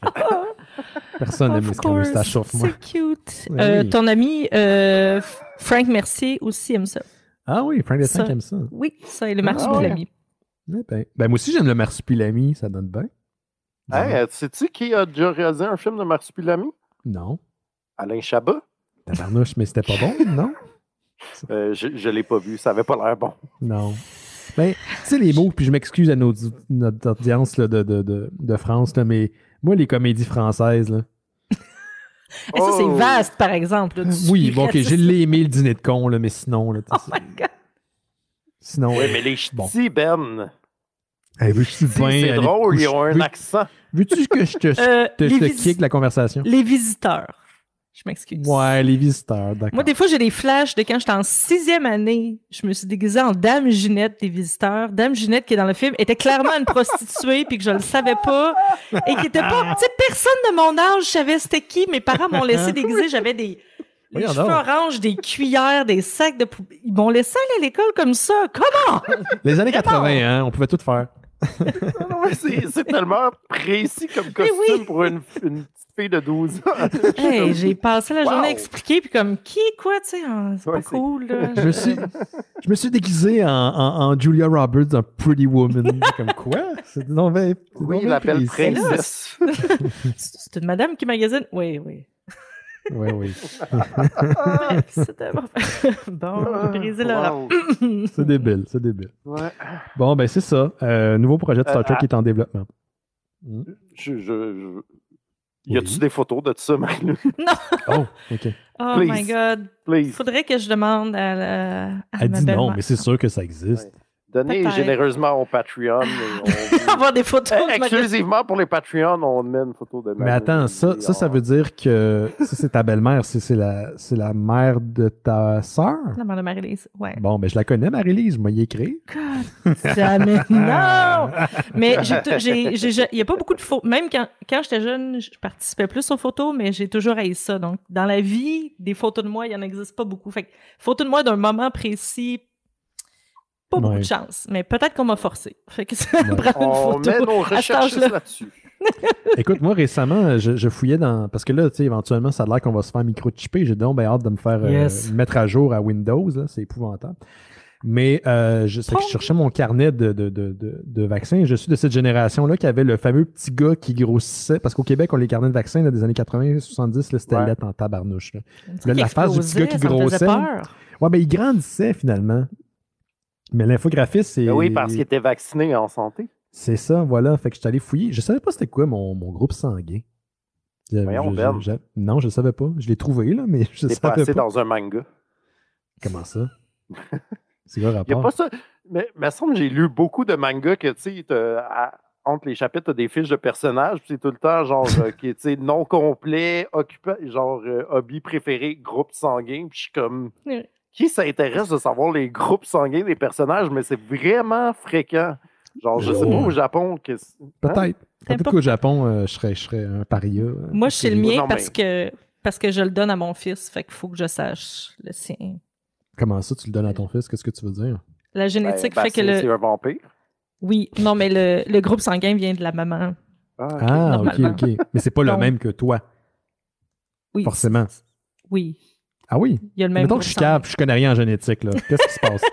Les gens peuvent m'obséder, mais normalement, le groupe sanguin vient de la maman. Donc, moi, j'ai comme l'impression que quelqu'un qui va nous écrire. Là. Ouais, je sais, je vais me faire ramasser par la science. Vous pouvez me challenger là-dessus. Ramasser à coup de science. Mon fils... On rappelle qu'on n'est pas un podcast scientifique. Non, il y a des raisons pour ça. Faites vos recherches avant de nous prendre pour du cash. Faites attention à ce mot-là. Ah, OK. Ouais. Okidou. Ben écoute, on va passer à toi, Marie-Lune. Ah, OK. Attends, c'est intéressant. Il y a Mystérieux Sam qui dit dans les commentaires qu'au Japon, le groupe sanguin est considéré important pour se trouver un ou une partenaire. Ben voyons donc. Ça veut dire qu'ils mettent ça genre sur leur fiche Tinder. Genre. Ouais. Tu peux-tu comme filtrer par réponse négative? Ouais, c'est ça. Wow. Comme, mon Dieu, cette fille-là est parfaite, mais son type de sang...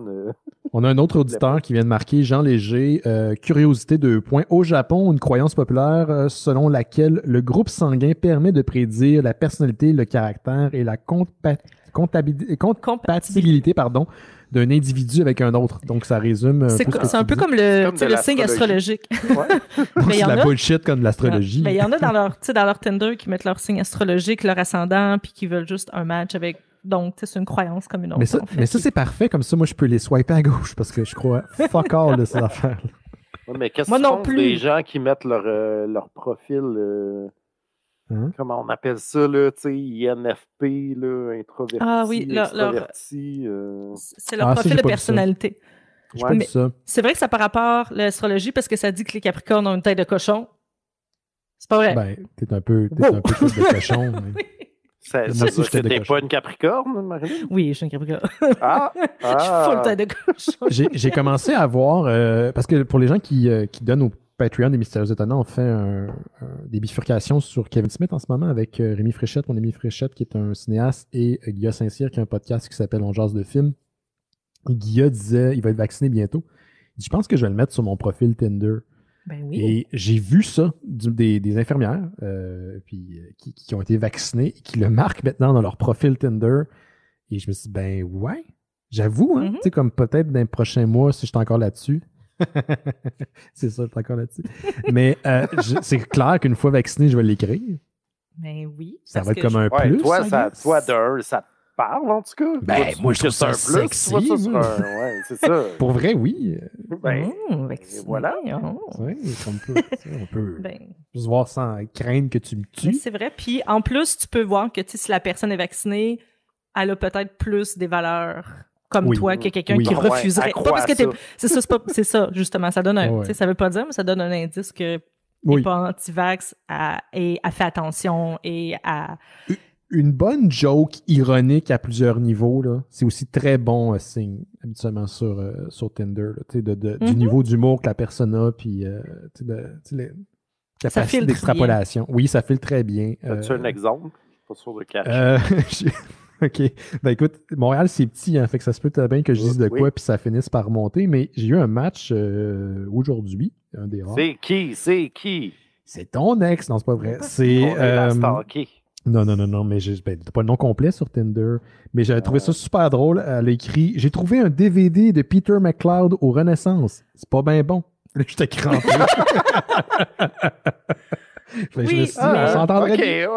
Mais pour de vrai, les gars que je swipais le plus, c'est les gars qui avaient des trucs drôles ou random dans leur... Pas ceux qui montraient leur poisson. Là. Quand je parle poisson, je parle pas de leurs membres. Je parle du monde qui montrait vraiment du poisson. Comme mon costume d'Halloween, de dos avec un poisson. Les gars font vraiment ça. C'est tellement comme... On dirait que c'est basique comme réflexe. Je comprends, là, mais c'est weird. Ben oui, je vais subvenir à tes besoins. C'est ça. Je suis capable d'aller à l'épicerie. J'ai un chasseur-cueilleur. Oui, chasseur-cueilleur en forme. Progéniture assurée. C'est protection. C'est comme des mots-clés, là. C'est vraiment lettre. Approche-moi pas. Protection. Progéniture. Progéniture, oui. C'est assez, excusez. Il y a pas longtemps, j'ai vu quelqu'un qui avait comme des enfants, puis qui avait des crises, puis tout ça. Puis là, je regardais mon fils, je fais comme... juste un enfant à la fois, merci. Puis c'est comme, c'est ça. Tantôt, quand Johan on a ouvert sa caméra puis son micro, les deux kids, il avait l'air d'essayer de s'entretuer. Oh my God, je sais pas comment ils font. Là. Je serais pas capable.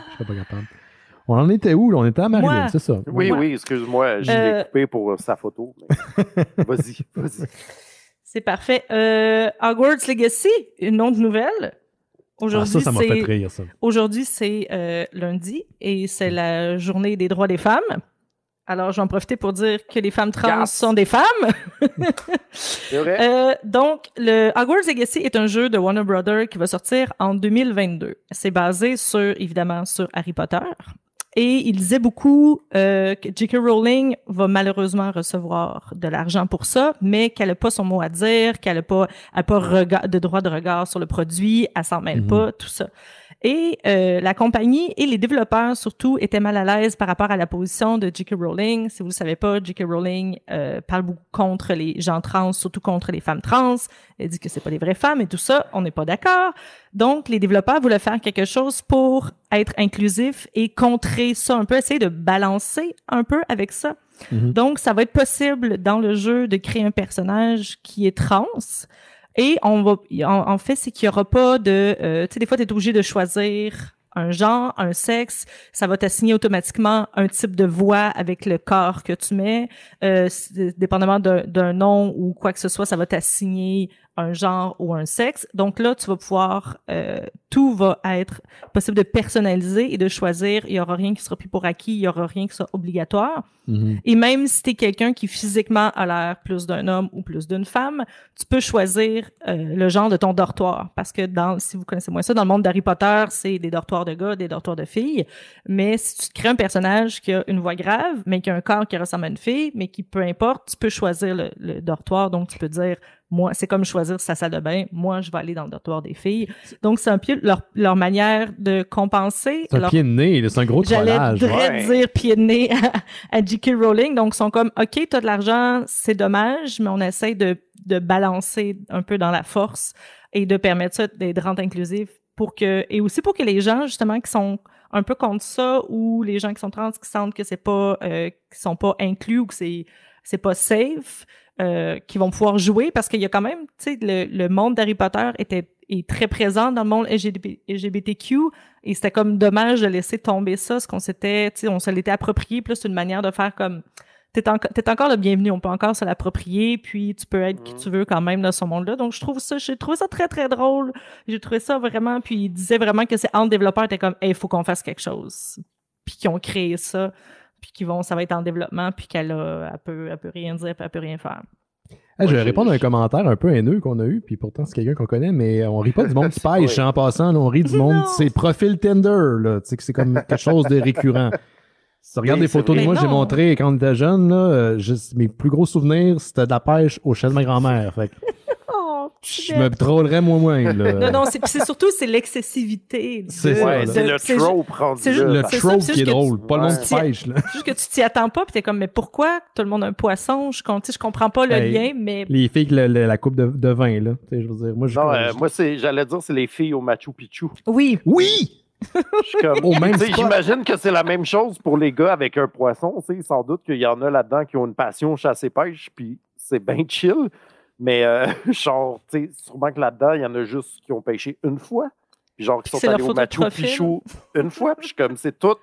Il y en a tellement, ça se peut pas que tous les gars qui ont des poissons aient une passion chasse et pêche. Ça se peut pas que c'est pas en majorité des incidents isolés. Moi, ce que je trouve fascinant, c'est le J'ai pêché par accident. C'est le réflexe de le montrer, genre, c'est comme un trophée. Ouais, comme un trophée, genre. Moi, c'est comme il y a quelque chose d'inné qui fait que tu le montres. Comme quand t'as une. Tu sais, la coupe de vin, c'est la même chose. Le franc-là, c'est le symbole. Et pendant que la coupe de vin, c'est char, je sais pas, je suis intéressé mais si on fait un diagramme de veine de gars qui ont une photo profil qui tiennent un poisson, souvent la deuxième, c'est leur char ou leur 4 roues. Pour vrai, là. C'est correct. 9 pour tout le monde, c'est juste la quantité quand tu t'attends pas. T'es comme, mais qu'est-ce qui se passe ici? Moi, je suis pas une fille sur Tinder, là. Prenez-en puis laissez-en, mais ce qui me tournerait vraiment plus on que genre j'ai pêché un poisson, c'est genre hey, j'ai cuisiné le poisson. Wouh! Ça, c'est hot stuff. J'avoue, hein, le poisson après. Ouais, c'est ça. Nouveau trend. Non, ok, c'est le fun de la pêche, là, mais check, je sais cuisiner, en fait. C'est pas juste... Get on that, je cuisine pas assez, ça, du poisson. Faudrait que... C'est facile, en plus. Tu pourrais te faire au moins un repas différent dans ton mois. Avec du couscous. Non, c'est pas ça que je veux. Tes kilos de couscous. Bon. Moi, j'ai un petit truc qui est sorti la semaine passée, justement pour les amateurs de Dungeons and Dragons, parce que ils sont servis à plusieurs niveaux. Le Dungeons and Dragons, c'est rendu que tout le monde fait ça. Il y a comme aux États-Unis une chaîne qui est spécialisée là-dessus. Il y a plein de trucs qui ont émergé au fil des années, mais au niveau jeux vidéo et filmique, c'est une veine qui est malheureusement très peu exploitée. Et il y a IGN qui a annoncé que Hidden Path Entertainment, c'est un studio qui a travaillé entre autres avec Valve sur Counter-Strike Global Offensive, donc un jeu quand même assez réputé, est en train de travailler sur un titre AAA à la troisième personne qui se déroule dans l'univers de Dungeons & Dragons.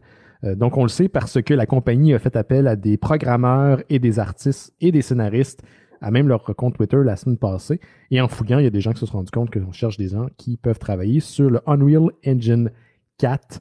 Donc, ça vient un peu entrecouper ce que Wizard of the Coast, les propriétaires de Dungeons & Dragons, ont dit dans les dernières années. En 2019, ils avaient annoncé que plusieurs projets étaient en développement. De 7 à 8 jeux étaient en développement du côté de... pas de Wizard of the Coast, mais eux autres, ils ont les droits, donc ils vont donner l'autorisation à des gens de les développer. Et parallèlement à ça, il y a bien sûr un film qui est en développement, qu'on a parlé il y a une couple de semaines, et une télésérie. Mais tout ça reste en l'air. Les vieux films de Dungeons & Dragons faisaient très dur au début des années 2000. C'était cheap. C'était très cheap. Fait que j'ai hâte de voir s'ils sont capables de faire de quoi d'intéressant. Le nom de Chris Pine avait été associé au projet pendant un petit bout de temps. Donc, voilà. Sinon, il y avait un autre truc que j'avais trouvé vraiment le fun. Il y a un livre qui s'appelle The Talisman qui a été écrit par Stephen King et Peter Straub. Il y a plusieurs années de ça, le livre est sorti en 84 Et 2 ans avant la sortie du livre, je ne sais pas comment ils ont fait leur compte, mais Steven Spielberg avait acheté les droits d'adaptation du livre, qui aujourd'hui, je crois, est une trilogie de romans. D'ailleurs, vous pouvez acheter l'intégrale à la librairie sans problème. Et il y a eu plusieurs faux départs et on a essayé d'adapter ça au cinéma, à la télévision, plusieurs fois, avec plusieurs personnes attachées au projet. Ça n'a finalement jamais vu le jour. Et là, il y a Steven Spielberg qui va produire le projet avec les Duffer Brothers, donc les gens qui ont travaillé sur Stranger Things, pour le compte de Netflix. Donc, The Talisman va être adapté pour le service de flux en continu Netflix, et le showrunner du projet, donc la personne qui est en charge de l'ensemble du projet, c'est Curtis Gwynn, qui a entre autres travaillé sur Stranger Things à un niveau plus scénaristique. Donc, pour les gens qui ne connaissent pas l'histoire, là, très rapidement, ça se passe, on suit un personnage qui s'appelle Jack Swire, qui a environ 12 ans, ce jeune garçon, qui est propulsé dans un univers parallèle qu'on appelle les Territories. Et je crois que plus tard dans la série, on le retrouve quand il est plus vieux, genre un Alice in Wonderland version Stephen King. Donc, vous pouvez imaginer un peu ce qui suit, là. Donc, ça va s'en venir sur Netflix incessamment. Netflix qui multiplie les projets, parce que quand vous multipliez un projet, ben, quand Netflix produit ce genre de projet-là, ça leur appartient, ça fait partie de leur catalogue. Donc, ça maintient ou ça attire des nouveaux abonnés. Et tout le monde fait ça. Amazon Prime le fait. D'ailleurs, j'en parlais d'une série tout à l'heure pour Apple TV+, qui le fait également, qui m'a d'ailleurs pas forcé, mais qui m'a invité à m'abonner au service. Mais c'est bien cool. Ils ont beaucoup de matière. Là. Je ne sais pas si, pour l'instant, on ne sait pas si c'est juste le premier roman ou l'ensemble de la série qui va être adapté. Il est peut-être trop tôt de le dire ça, aussi. Mais tu l'as lu, toi? Oui, je l'ai lu, puis c'est des gros. C'est une trilogie, mais c'est des gros romans. Il se passe beaucoup de choses. Quand t'en parlais, j'étais comme, ça prend du budget, ou ça prend quelqu'un qui écrit bien, ça prend parce qu'il y a beaucoup de choses qui se passent, il y a beaucoup de choses dans l'imaginaire, donc faut que ça soit bien fait, mais c'était quand même excellent. Puis c'est vrai, le lien avec Stranger Things, parce que c'est vraiment un enfant, puis tu vois vraiment sa vision à lui, c'est pas juste raconté par quelqu'un d'autre, c'est pas juste un narrateur, c'est vraiment sa vision à lui qui vit ce moment-là. Donc c'est quand même important que ce soit bien écrit et bien représenté, là. Je suis quand même curieuse de voir ce que ça va donner. Bien hâte de voir ça. Donc, il n'y a pas de date de sortie parce que c'est trop tôt. Puis de toute façon, au niveau des productions, tout est un peu au ralenti, même si Hollywood réussit malgré tout à rouler avec les conditions, comme les règles sanitaires qu'on a en ce moment. Il y a plein de productions qui sont en branle et qui vont voir le jour. T'sais, à tout de moins, ce que je trouve intéressant, c'est que malgré la pandémie, ils sont capables de produire des différentes séries, différents films. C'est pas dire qu'on va aller au cinéma demain, mais pour les gens qui sont abonnés aux différents services de streaming, au moins, on va avoir du nouveau contenu dans les prochains mois, voire les prochaines années. On est vraiment pas à plaindre là, à ce niveau-là. On a du nouveau matériel, puis tout est paralysé. C'est très cool, très cool. Voilà, tout à toi, mon cher Laurent. Mon cher? Mon cher. C'est du chai et du cher, c'est toi. Oh, ta chanteuse, là? Oui. Ben moi, j'aime une toune de Cher. Ah oui, laquelle? Celle qui vient d'un épisode de X-Files.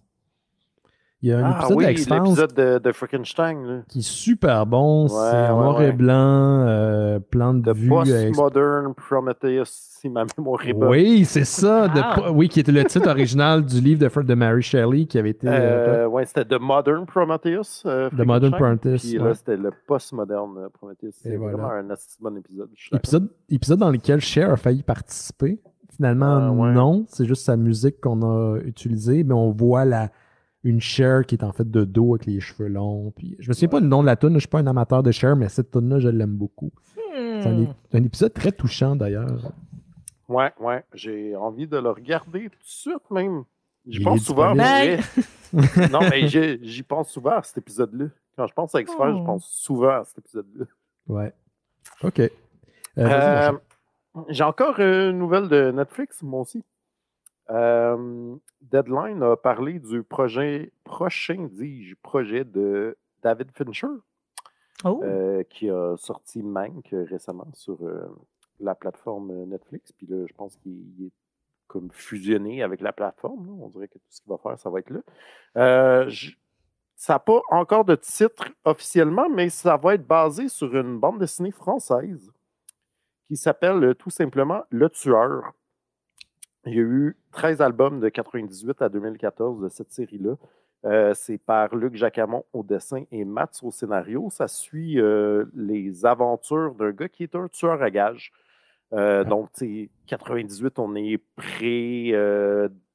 Dexter, en tout cas, mettons, qui était plus un serial killer, mais c'est un personnage, c'est très introspectif dans le sens que on suit le personnage, son parcours, comment il en est arrivé à genre tuer pour de l'argent, ses motivations et tout, puis il est comme quand même très mystérieux, on sait jamais son nom, puis là, évidemment, bon, il va être pris dans des affaires où il va être voyons, trahi par des gens, puis être le chasseur chassé, mettons, et tout. Fait que je suis quand même curieux de tout ça. C'est une série là, qui a été ravivée dans les dernières années. Il y a comme un nouveau cycle, ça s'appelle Affaires d'État, puis il est comme devenu un tueur à gages, mais pour le gouvernement français. Fait que c'est encore actuel. C'est pas officiel encore, mais on parle de Michael Fassbender, peut-être, dans le rôle titre. Fassbender. Jamais désagréable. Je suis pour ça, moi. Ça.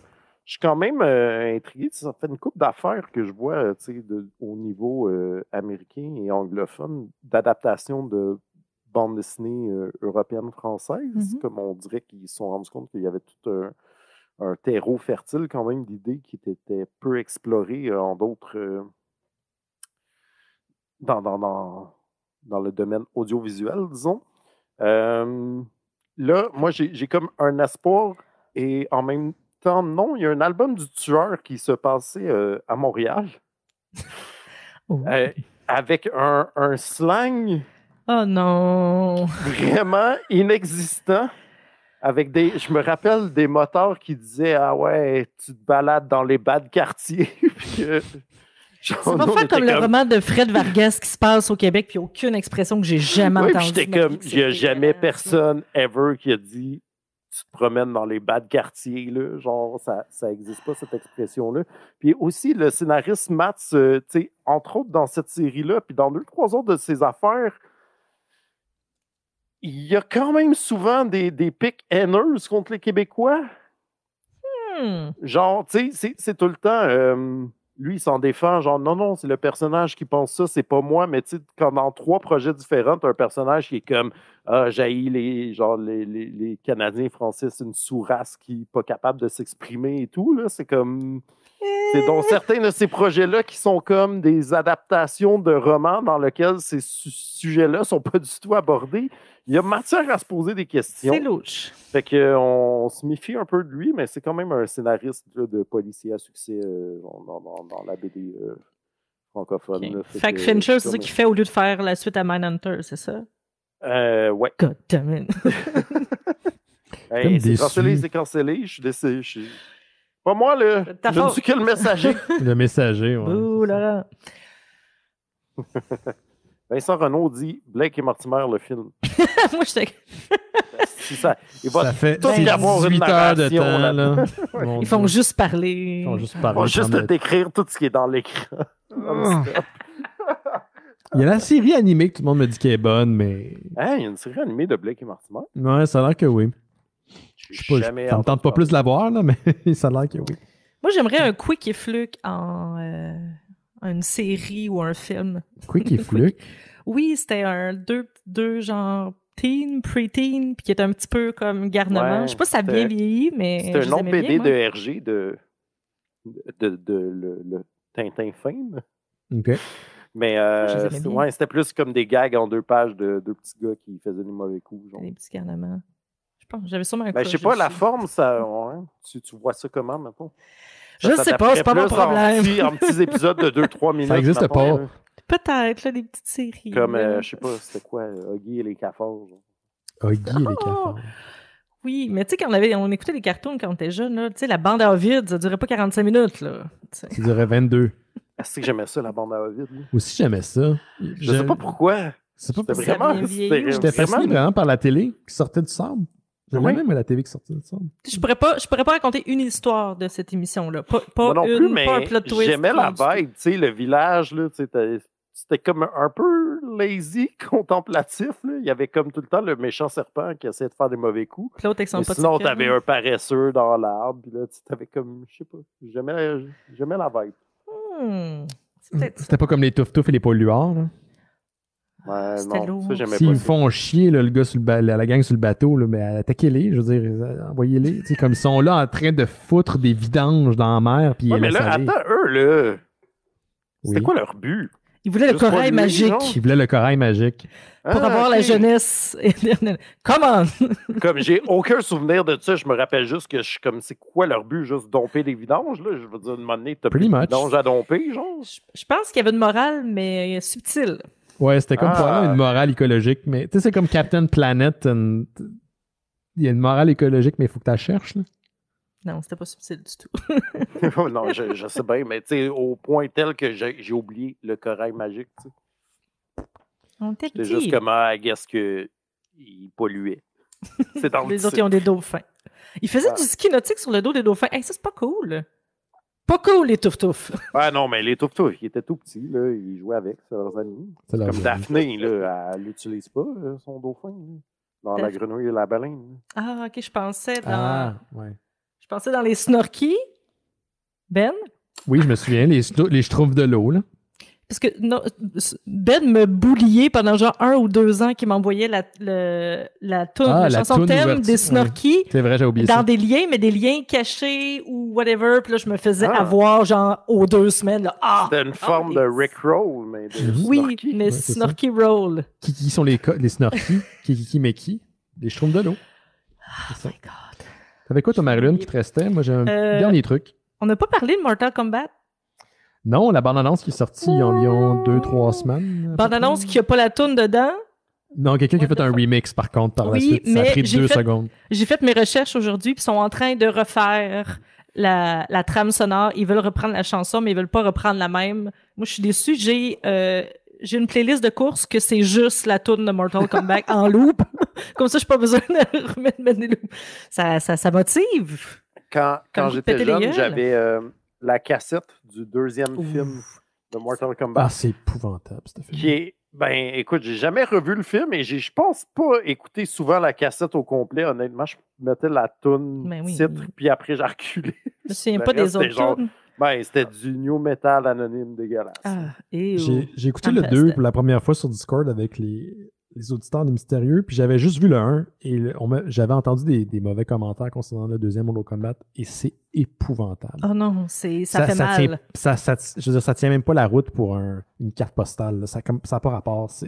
Ils ont juste pitché plein d'affaires sur le mur, puis ils ont regardé ce qui a collé, puis ils l'ont gardé. Puis c'est même pas, tu sais, on écoute beaucoup de choses douteuses, là. It's so bad, it's good. Non, Non, ce c'est n'est même pas, c'est désagréable. juste. C'est juste désagréable. C'est pas. Je c'est serais pas vraiment bon. curieux. en fait. Non, tu veux pas, Laurent. Je t'assure, tu veux pas l'écouter. Laurent, Ça ce fait soir, 13 écoute ans, la Mortal dernière fois, X-Files là. et Mortal Kombat. Écoute X-Files à la place. Ok. Mais donc, Mortal Kombat, j'écris en gros et où la toune, mais donc sur HBO Max, le 6 avril, ils vont sortir un nouveau film. Mhm. Ça a quand même l'air pas pire. Je sais pas Pas si c'est pire. parce que je compare à l'autre et que la barre est très basse, mais les effets sont très bons. Il y a plus de gore, c'est moins cheap. Les acteurs ont la même ethnicité que leurs personnages, ce qui est déjà une très bonne avancée. L'histoire a l'air mieux, il y a du backstory un petit peu plus, ils font pas juste prendre un personnage vraiment très cartoony puis tu sais genre t'as tué ma famille, je vais te tuer puis tu comprends pas ce qui se passe. Le cast a l'air meilleur aussi en tant que qualité. Il y a personne que je connaissais dans le cast, mais je pense que c'est des gens qui justement dans leur range sont plus populaires. Mhm. Et c'est produit par Todd Garner et James Wan qui a fait James Wan, Aquaman. Qui a fait Aquaman. Les Conjuring. Oui, est-ce que je vous ai dit que j'ai écouté les 20 premières minutes de Aquaman? Juste les 20 premières minutes. Il t'a pas Il y a maintenu, Jason Momoa et j'ai demandé à mon amoureux qui était comme tu sais, fais juste l'écouter. Lui, il l'avait déjà vu juste pour rire. Puis après 20 minutes, je suis plus capable, c'est souffrant. Ah, ouais. J'ai passé les 20 minutes à faire, mais c'est insupportable. Quand Jason Momoa mouillé en chess balance pas assez, c'est parce que c'est vrai. Quand C'est Marilyn, vraiment un pas argu- bon. Quand c'est pas un argument de poids pour Marilyn, c'est. Ouais, tabarnouche, c'est ça. C'est- Ouais. Donc, mais en tout cas, il a l'air de se rattraper avec Mortal Kombat. Donc, le 6 avril sur HBO Max. Je suis quand même très curieuse et je suis contente que peut-être ça va redonner des lettres de noblesse à La Mortal franchise. Kombat parce que j'adore ce jeu-là. Et c'était comme très dommage que la seule chose qu'on nous offrait autre, c'était ces films abominables. Les jeux qui sont très bons. Là. Je joue plus depuis Genesis, là, mais ouais, j'ai vu des... Quand ils ont commencé à incorporer des personnages tirés des films, puis ils ont mis Spawn, à un moment donné, ils ont mis plein de personnages. Je trouve ça intéressant. Je suis pas un amateur de jeux de combat parce que je suis pourri, mais voilà. Moi, j'avais... Juste que tu trouves de quelqu'un genre d'également pourri à toi, là, c'est le fun. Mais j'ai pas de... Tu sais, les gens trouvent une certaine satisfaction dans la combinaison des boutons puis dans les situations X. J'ai la même absence de plaisir quand je joue à Tony Hawk. Mais oui, mais ça, je l'ai déjà dit. Friendship over! Ben, OK, mais j'ai pas de plaisir. C'est pour moi, c'est OK, hey, j'ai fait un AB, monte en haut, j'ai fait un trick. Ouais, je comprends. Non, Chris, je veux dire, tant qu'à ça, je sais pas. Non, je comprends. Pas mon compte. Ça gratte pas la bonne place à ton cerveau. Non, c'est comme les jeux de sport pour moi, c'est la même affaire. À moins d'être un truc comme Mario Kart ou Soccer, Mario. C'est un truc où il y a des éléments fantastiques, là, pas extraordinaires. Là, FIFA, toi, non. Rapidement, je voulais en parler parce que je suis tombé là-dessus la semaine passée puis j'ai vraiment capoté et ça revient un peu à ce que je disais tout à l'heure. Je me suis abonné à Apple TV+. Pas parce que j'étais particulièrement intéressé par leur catalogue. Non, j'étais intéressé par une série sur laquelle je suis tombé la semaine passée. Les 2 premiers épisodes étaient gratuits et là, j'ai été hook. Ça s'appelle For All Mankind. C'est une série qui est co-écrite, co-créée par un certain Ronald D. Moore. Si son nom vous dit quelque chose, c'est normal. C'est le créateur ou co-créateur de Deep Space Nine, Star Trek Deep Space Nine, et Battlestar Galactica, la série du début des années 2000. Donc, je pense que c'est 9 ou 10 épisodes par saison. La deuxième saison est en branle en ce moment. Il y a un nouvel épisode par vendredi et c'est une uchronie.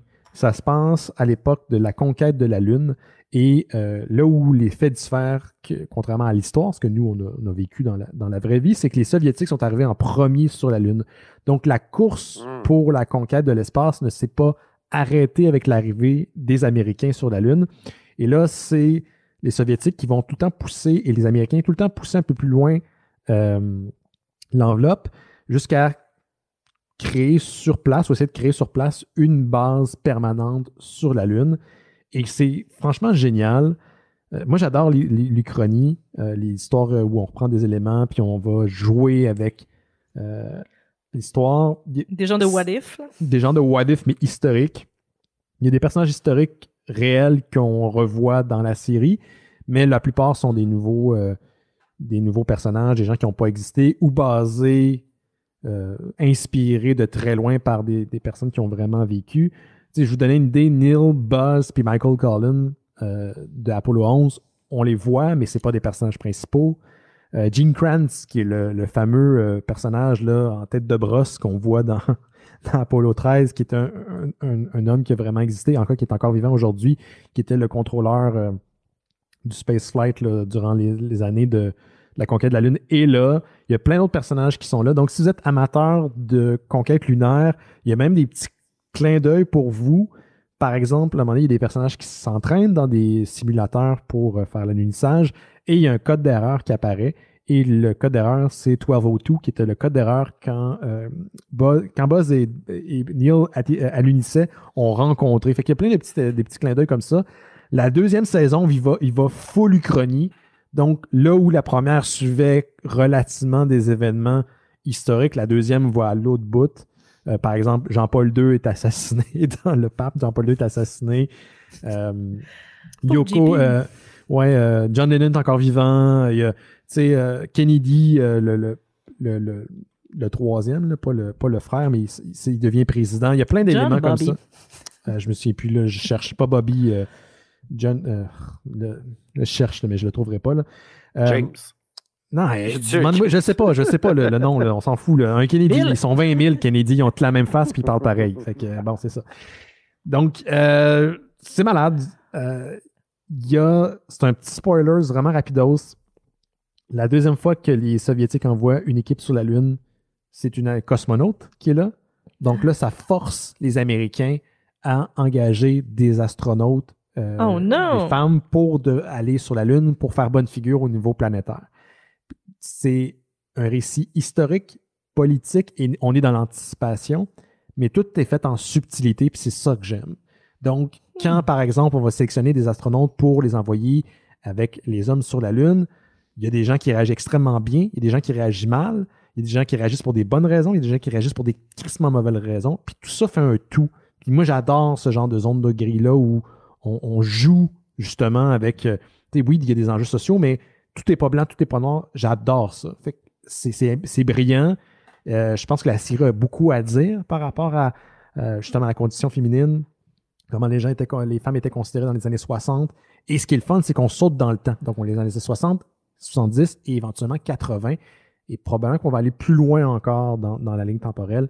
C'est super bon. C'est la série qui m'a fait abonner au service.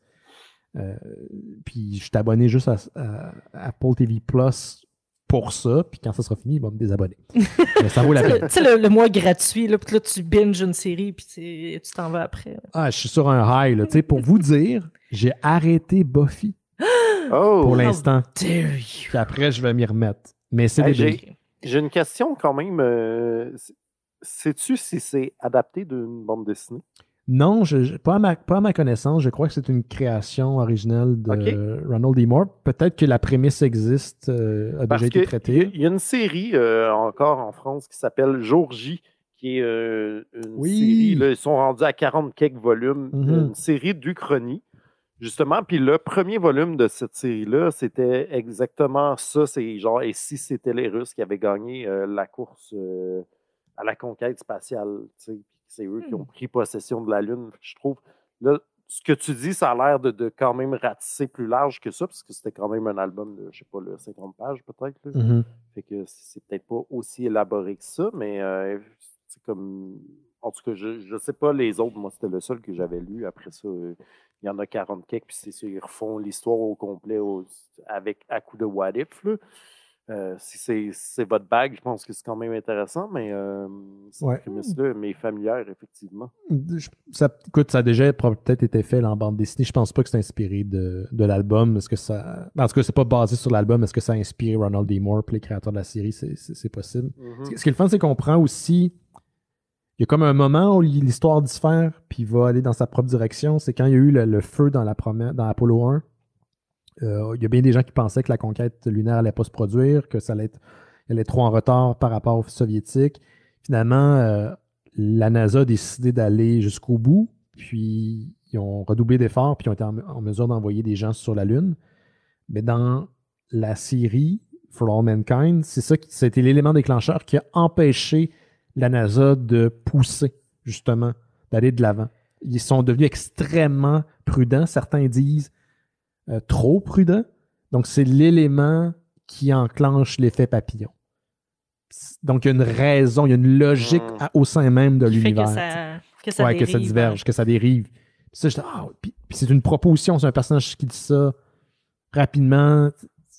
Il n'y a pas de raison officielle. Mais on est dans les années 80, puis on parle de programmes spatials qui ont été abandonnés. En tout cas, pour vrai, là, si vous êtes fan l'exploration lunaire, de la conquête de l'espace, de la NASA, vous êtes vraiment geek de cette période-là de l'histoire qui est incroyable, tant qu'à moi, vous allez trouver votre compte. C'est de la bonne anticipation. De temps en temps, on va dans l'histoire personnelle des astronautes. Ça, je trouve ça un peu moins intéressant, mais ça prend jamais le focus. Puis, complet. Et quand on veut s'en débarrasser, on fait des ellipses. Puis, ça, c'est arrivé hors caméra. OK. Fait que, c'est ça, c'est très bon. For All Mankind. Je vais peut-être arrêter d'écouter Criminal Minds temporairement pour écouter ça. J'imagine que c'est un autre niveau. OK, c'est tout ce que j'avais à dire dans mes nouvelles. Avez-vous autre chose? On va parler bientôt de la bande dessinée? Non. Moi, j'ai fini cette semaine Primal, The Mandalorian puis WandaVision, mais je ne vais pas spoiler personne. WandaVision, dont on va parler. C'était tout bon. Vous en parlerez quand je quitterai. OK. C'est dommage parce que c'est très bon. WandaVision. Oui, apparemment. Oui, c'est très bon. 9 épisodes. C'est bon commentaire. 9 épisodes, Marilyn. C'est bien. C'est pas si long. Non, c'est vraiment pas long. On va prendre une petite pause, puis juste avant, on vous rappelle que Les Mystérieux Étonnants existent grâce à Patreon, qui est une plateforme où vous pouvez donner pour l'équivalent d'un café par mois. Faites en sorte qu'on finance les activités des Mystérieux Étonnants. En échange, on vous donne un podcast qui s'appelle Bifurcation, qui est un podcast exclusif pour les membres Patreon. En ce moment, on passe au travers de la série des Kevin Smith, des films de Kevin Smith, avec Guillaume Saint-Cyr et mon ami Rémi Fréchette. Prochainement, on fait une autre série. Et là, on a pas mal, je pense, décidé où est-ce qu'on s'en allait. On va passer tous les François Pérusse en rafale, du début jusqu'au dernier. Wow. Ben non. Donc, c'est comme une autre série, mais c'est une autre rétrospective, mais c'est pas une série filmique. Là, on est vraiment dans un autre niveau. Ça risque d'être intéressant. Pour l'instant, il nous reste quand même pas mal de Kevin Smith, mais si ça vous intéresse, puis vous abonnez pour Patreon, vous avez accès à l'ensemble du catalogue que vous vous abonnez demain ou dans 2 mois. Vous allez avoir toutes les bifurcations qui ont été faites depuis le début de la création du show. On a également Une Terre humaine, She's Dark, qui est un podcast exclusif également pour les membres Patreon. On vous invite à écouter d'ailleurs Noël She's Dark, un nouvel épisode depuis la semaine passée. Je pense que c'est le 54e épisode. Allez sur mystérieuxétonnant.com, il y a un lien. Si vous ne pouvez pas nous encourager par Patreon, vous pouvez nous encourager en partageant le show, en parlant.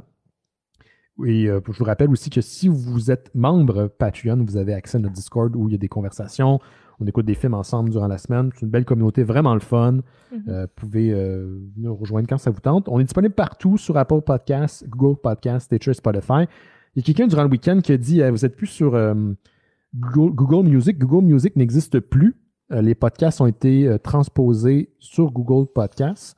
Donc, nous, il n'y a rien qu'on peut faire. Le podcast est là, mais il faut le chercher. Et on est également sur Facebook, Twitter, Instagram et mystérieuxétonnant.com. J'ai découvert les joies d'Instagram récemment, puis je partage beaucoup de sketchs d'artistes que je trouve qui font de la belle job, puis donc ou d'autres trucs weird, fun que je trouve. Aujourd'hui, j'ai partagé la bande-annonce du jeu de Turbo Kid. Donc, si ça vous intéresse, on est sur ces plateformes-là. On prend une petite pause et on revient avec le sujet de la semaine, qui est Strange Academy, First Class, et on revient dans quelques instants.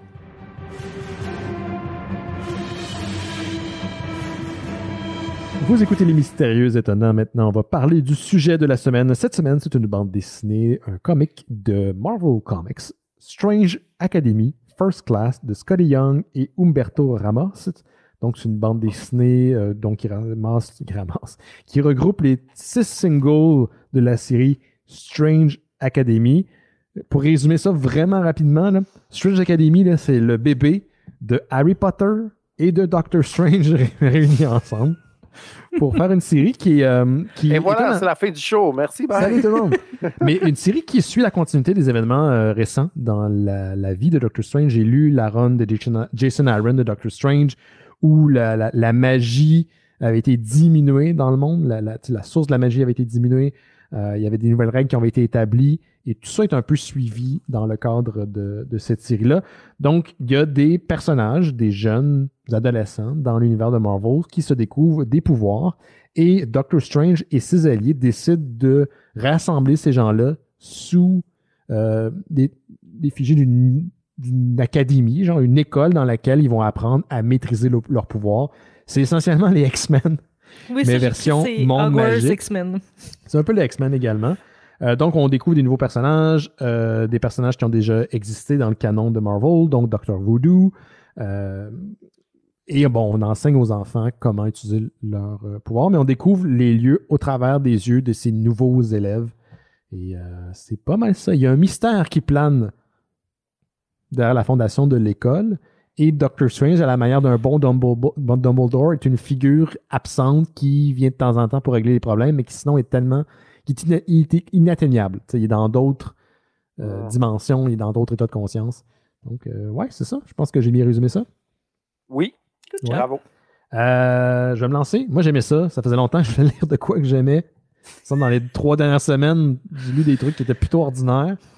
Et j'ai trouvé mon compte, une approche un peu plus, grand public, un peu plus pour les enfants, entre guillemets, mais qui pouvait être aussi consommé par des adultes. Puis comme je l'ai dit, ça suivait le canon établi dans les dernières années dans l'univers de Doctor Strange. Donc, ça s'emboîtait bien et j'ai aimé ça. J'ai beaucoup aimé l'art aussi de Ramos, que je trouvais très dynamique. C'est un gars qui a beaucoup travaillé sur Spider-Man il y a longtemps et je trouve que son style se marie très bien à l'univers un peu loufoque, fantastique et fantaisiste de Doctor Strange. Donc, c'est là où j'en suis. On a un show de radio, messieurs, dames. Vas-y, Laurent. Un gros blanc. J'ai aimé ça quand même, mais tu sais, c'est vraiment exactement ce que j'attendais en lisant le titre Strange Academy. Mm-hmm. Je suis comme... ça manquait peut-être un peu de surprise dans le sens que... Tu sais, c'est ça, j'étais comme, OK, c'est une académie de Doctor Strange, puis là, I guess qu'on va suivre un groupe de jeunes qui ne fit pas trop ensemble, vivre des aventures, puis être kidnappés par des gros méchants genres. Puis là, c'est exactement ça qui arrive. Puis je suis comme, c'est vraiment efficace. J'ai eu du fun, mais je sais pas, ça manquait une dose de oomph, peut-être. Ça t'a pas surpris? Pour moi? Non, c'est ça m'a pas surpris. Puis j'ai pas autre chose de négatif à part de genre, c'est exactement ce que tu penses quand tu entends la prémisse, mettons. Mm-hmm. Je veux dire, c'est super efficace, c'est vraiment le fun. J'ai envie quand même de m'attacher, de voir évoluer ces jeunes-là, mettons. Parce que là, c'est beaucoup de nouveaux personnages d'une shot que je suis comme, OK, on effleure à peine leur potentiel, puis qu'est-ce qui peut arriver avec eux. Mm-hmm. Mais c'est ça, tu sais, comme... Je pense en fait que j'aurais pris... Je sais que c'est pas familier, mettons, avec cet univers-là, puis Marvel en général, là, mais j'aurais pas pris de méchants qui attaquent les jeunes, puis j'aurais aimé ça voir plus juste leur vie à l'école, puis leur cours, c'est quoi, tu sais. Mm-hmm. Rendu là, je trouve que ça aurait fait plus changement, mettons. Mm-hmm. Okay. Mais c'est mon seul bémol. À part de ça, pour vrai, c'est vraiment le fun. Le jeune, le kid de Dormammu, je trouve ça fucking drôle. Qui s'appelle Doyle Dormammu. Oui, un peu plus s'appelle Chad, là. Il y a vraiment un nom super. Puis les deux Asgardiens, là, qu'il y en a un qui est comme j'ai un man bun, c'est pas ça que vous faites sur Terre.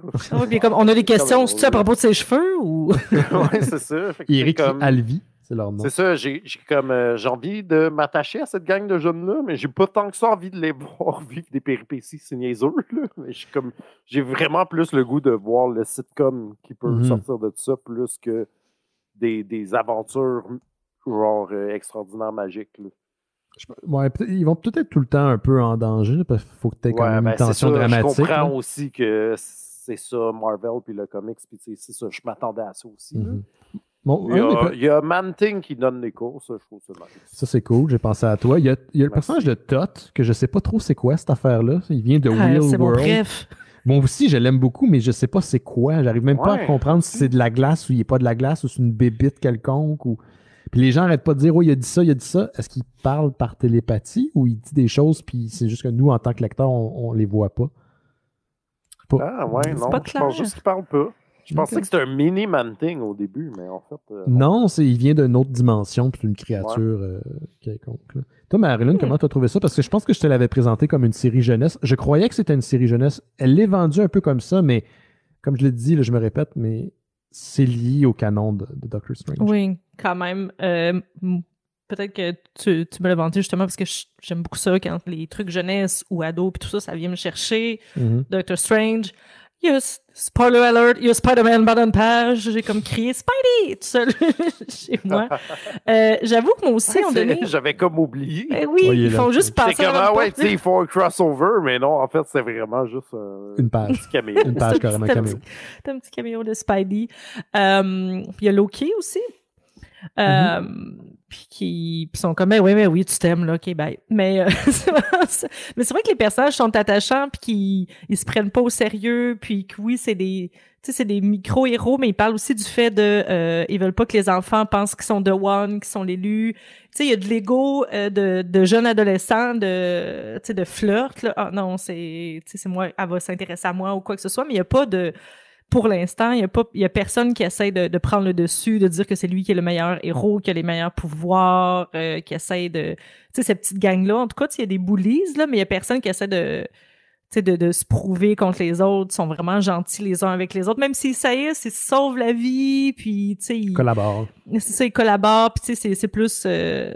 c'est plus de la chamaille que du bully, parce que souvent ça aurait pu être beaucoup plus dark, parce que justement le fils de Dormammu, puis tu sais il y en a une justement, tu sais il y en a qui ont des familles, il y en a une c'est une zombie, il y en a une que tu sais ça, il y en a un qui était juste en maison d'accueil, que ça aurait pu être beaucoup plus dark, ça aurait pu être on va pas bien, puis on n'est pas fins les uns avec les autres parce qu'on a des problèmes, mais non, tu sais c'est des adolescents qui prennent ça, puis ils s'aident, puis tu vois qu'ils ils mettent dans le dortoir les uns avec les autres, puis leur première soirée, c'est toi, c'est quoi ta vie, tu sais, toi, t'es-tu correct, puis ils apprennent à se connaître. Je trouvais ça cute, mais j'avoue que moi aussi, à un moment donné, tu sais, quand il y a des bébites qui attaquent avant que Doctor Strange arrive, j'étais comme, pourquoi, tu sais, laisse-nous au moins arriver là qu'après, il y a un gros monstre, puis après, ils se battent, puis tu sais, on dirait qu'après 5 minutes, ils se battent, mais j'aimais que les profs puis les gens prennent les enfants au sérieux. On dirait que quand il y a des affaires académiques ou quand il y a des jeunes avec des super pouvoirs, des fois, sont comme, non, ils expliquent rien, puis ils sont comme, c'est un peu comme dans Harry Potter, tu peux pas l'utiliser, je t'expliquerai pas tout de suite pourquoi, tu peux pas te battre, je te fais pas confiance, ils sont juste comme, hey, vous allez voir, go! ça me gosse dans les récits ou dans les films quand un enfant, par exemple, il voit un fantôme, puis il dit à ses parents, puis, ouais, non, t'as dormi. Moi, je serais comme, quoi? Puis je crisserais le feu à la maison, puis je partirais courir avec mon kid. Moi, je serais comme, où ça? Où ça? Il est où le fantôme? C'est comme, là, au moins, il croit les enfants, mais tout le monde est, bon, on s'entend, tout le monde est un peu magique là, dans cet univers-là. Mm-hmm. Ça, c'est d'ailleurs un truc qui a été instauré dans la série de Jason Aaron. Faire de la magie a un coût. Donc, si vous pratiquez, si vous faites un sort, vous faites quelque chose, il y a quelque chose que vous allez devoir donner en échange. C'est un principe aussi magique, là, comme un prix à payer. C'était beaucoup développé dans la série d'Aaron. D'ailleurs, la manière que Doctor Strange réussit à pallier à ces problèmes-là, c'est qu'il mange une espèce de bouillie qui goûte les ordures. D'ailleurs, il y a une petite séquence dans la série où on voit l'astroplane, donc l'endroit où les esprits se rencontrent, puis on voit qu'il y a des entités qui vivent en symbiose avec nous. Ça aussi, ça vient de Doctor Strange. Moi, c'est l'intrigue principale. Là, pour ça m'a fait beaucoup penser à Harry Potter, c'est que tu as les petites intrigues, puis tu as l'intrigue principale. Puis l'intrigue principale, dans le cadre des 6 premiers numéros, puis ça va se poursuivre dans les prochains, c'est que les enfants ne semblent pas avoir un prix à payer et leurs pouvoirs sont augmentés. Donc, les adultes ont fait quelque chose qui semble un peu shady. Donc, tu sais, ça fait très Harry Potter. Là. Snape, c'est méchant. Mais j'avoue que ça, tu sais, j'étais comme, je le voyais venir, puis j'étais comme, ça va être une patente, ça m'intéressait moins, puis je trouvais que, tu sais, il y a comme de Hallows, là, les vieux esprits, puis j'étais comme, il y a tout le temps des esprits de vieux schnocks, genre, nous autres, ancestrales, puis là, Denis, il essaie de chicaner, puis de se jouer comme, non, allez-vous-en, il me faisait penser au, tu sais, dans les 12 travaux d'Astérix, à la fin, là, les fantômes sont comme, mais c'est parce qu'on est des fantômes, puis on essaie d'hanter, puis comme, mais nous n'avons pas dormi! Ils sont juste comme, on essaie d'être des fantômes, puis ils s'en vont. Ça me faisait penser à ça, ils sont comme, mais là, on est des vieux anciens, là. Non. Des crissés. Là. C'est pas d'être les gros méchants, puis ils sont juste comme, OK, moi, j'ai beaucoup.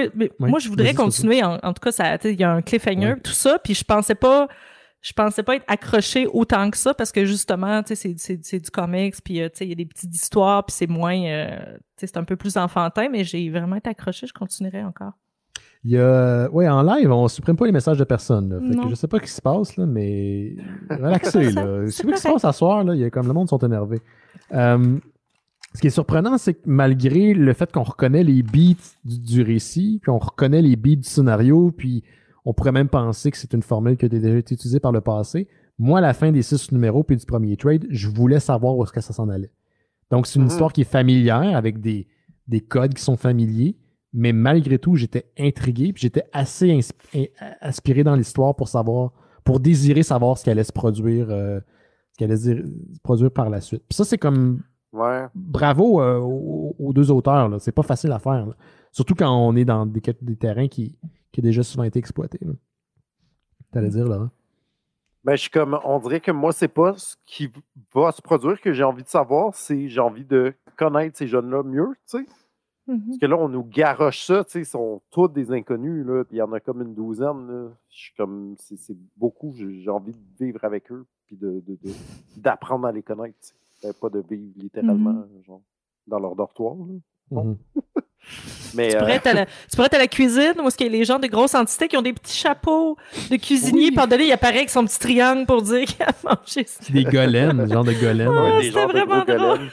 Mais c'est ça, tu sais, je suis comme j'ai envie de voir, tu sais, même ce qui est le personnage principal, là, c'est Emily Black, genre. Emily Bright. Bright. Je suis pas loin, mais le contraire.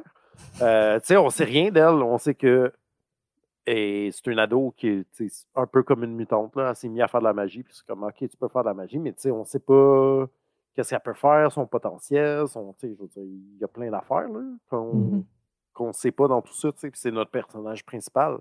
Là, tous ces kids-là, ils ont des pouvoirs qu'on a juste vraiment eu des tout petits glimpses, tu sais.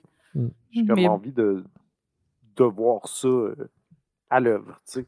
Moi, j'ai toujours aimé le côté, tu sais, dans les histoires de super-héros, autant du côté de DC que Marvel, j'ai tout le temps apprécié quand les personnages magiques se retrouvent entre eux, parce qu'ils ont beau faire partie de la communauté des super-héros, ils ont leurs aventures, puis ils ont leurs péripéties qu'ils ne peuvent que faire de leur côté entre eux, puis les autres personnages, disons plus mainstream, ne peuvent pas comprendre. Le côté magique dans les histoires de super-héros, c'est un peu comme un monde caché du reste.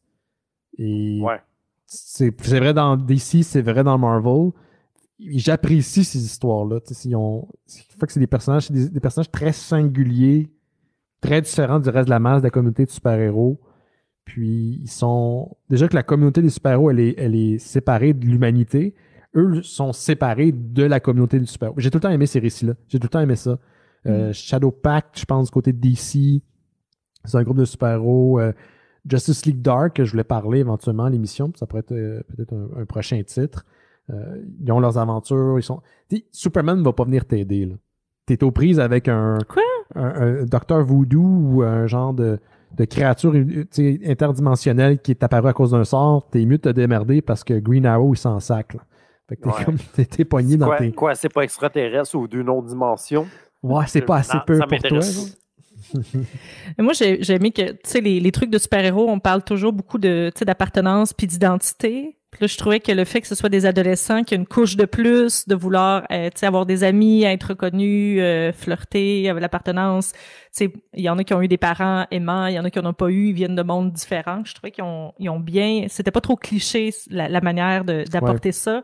Tu sais, les genres aussi, il y a quelqu'un donné qui parle aussi d'identité sexuelle, puis il est comme, tu sais, genre, qui remet un méchant à sa place dans une ruelle, comme, hey, c'est pas une insulte d'être gay. Ouais, c'est ça. Ouais, c'était un bon comeback. C'est ça, c'était bien placé. Ça aurait pu être beaucoup plus enfantin, beaucoup plus cheesy, comme le passé, moins subtil, mais je trouve qu'ils ont bien fait ça. Puis il y a beaucoup, tu sais, comme disait Laurent, on veut les connaître. Il y a beaucoup de potentiel à développement de ces personnages-là de façon assez intéressante. Là. Ouais. OK, ben je pense qu'on a fait le tour. Ouais. Tout ça à dire. L'art est belle. L'art est super belle pour vrai. Oui, c'est vrai, on n'a pas parlé. Humberto Ramos a fait une très belle job. Je trouve que son style dynamique s'apprête beaucoup au style de la bande Disney qui est très énergique. C'est comme pas un style de couleur que j'ai tant que ça vu avec lui, me semble, mais je trouve ça vraiment nice. Ouais. Je trouve, il fait un beau Spider-Man, mais j'ai tant trouvé que son Spider-Man était très wacky. Il est très difforme, puis sur son approche, c'est pas mauvais. Je trouve que ça se prête moins à Spider-Man, mais ça se prête plus à des créatures qui viennent d'un monde parallèle qui s'appelle Weird World. Il y a vraiment des belles compositions. Il n'y a aucune planche qui ressemble à une autre. Puis je trouve qu'il y a beaucoup d'amour là-dedans. Scotty Young, il a fait de la BD jeunesse. Il a fait aussi des adaptations de Oz par le passé. C'est lui-même un dessinateur, si je me souviens bien. Donc, il y a déjà... Oui, il fait I Hate Fairyland, il a fait des Gardiens de la Galaxie aussi. Il a fait plein de trucs. Peut-être plus la série solo de Rocket Raccoon, je pense. Donc, c'est un habitué. Là, fait comme facilement 15 ans qu'il fait de la bande dessinée, puis ça apparaît. Là.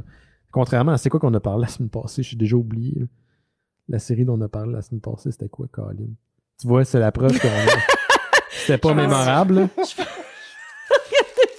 Star Wars, ça fait 2 semaines. On a parlé de Spider-Woman, qui était correct. Oui, mais je pensais que c'était plus longtemps que ça. Non, Spider-Woman. Non, c'est ça. C'était correct, mais sans plus. Puis tu avais Star Wars avant qui était.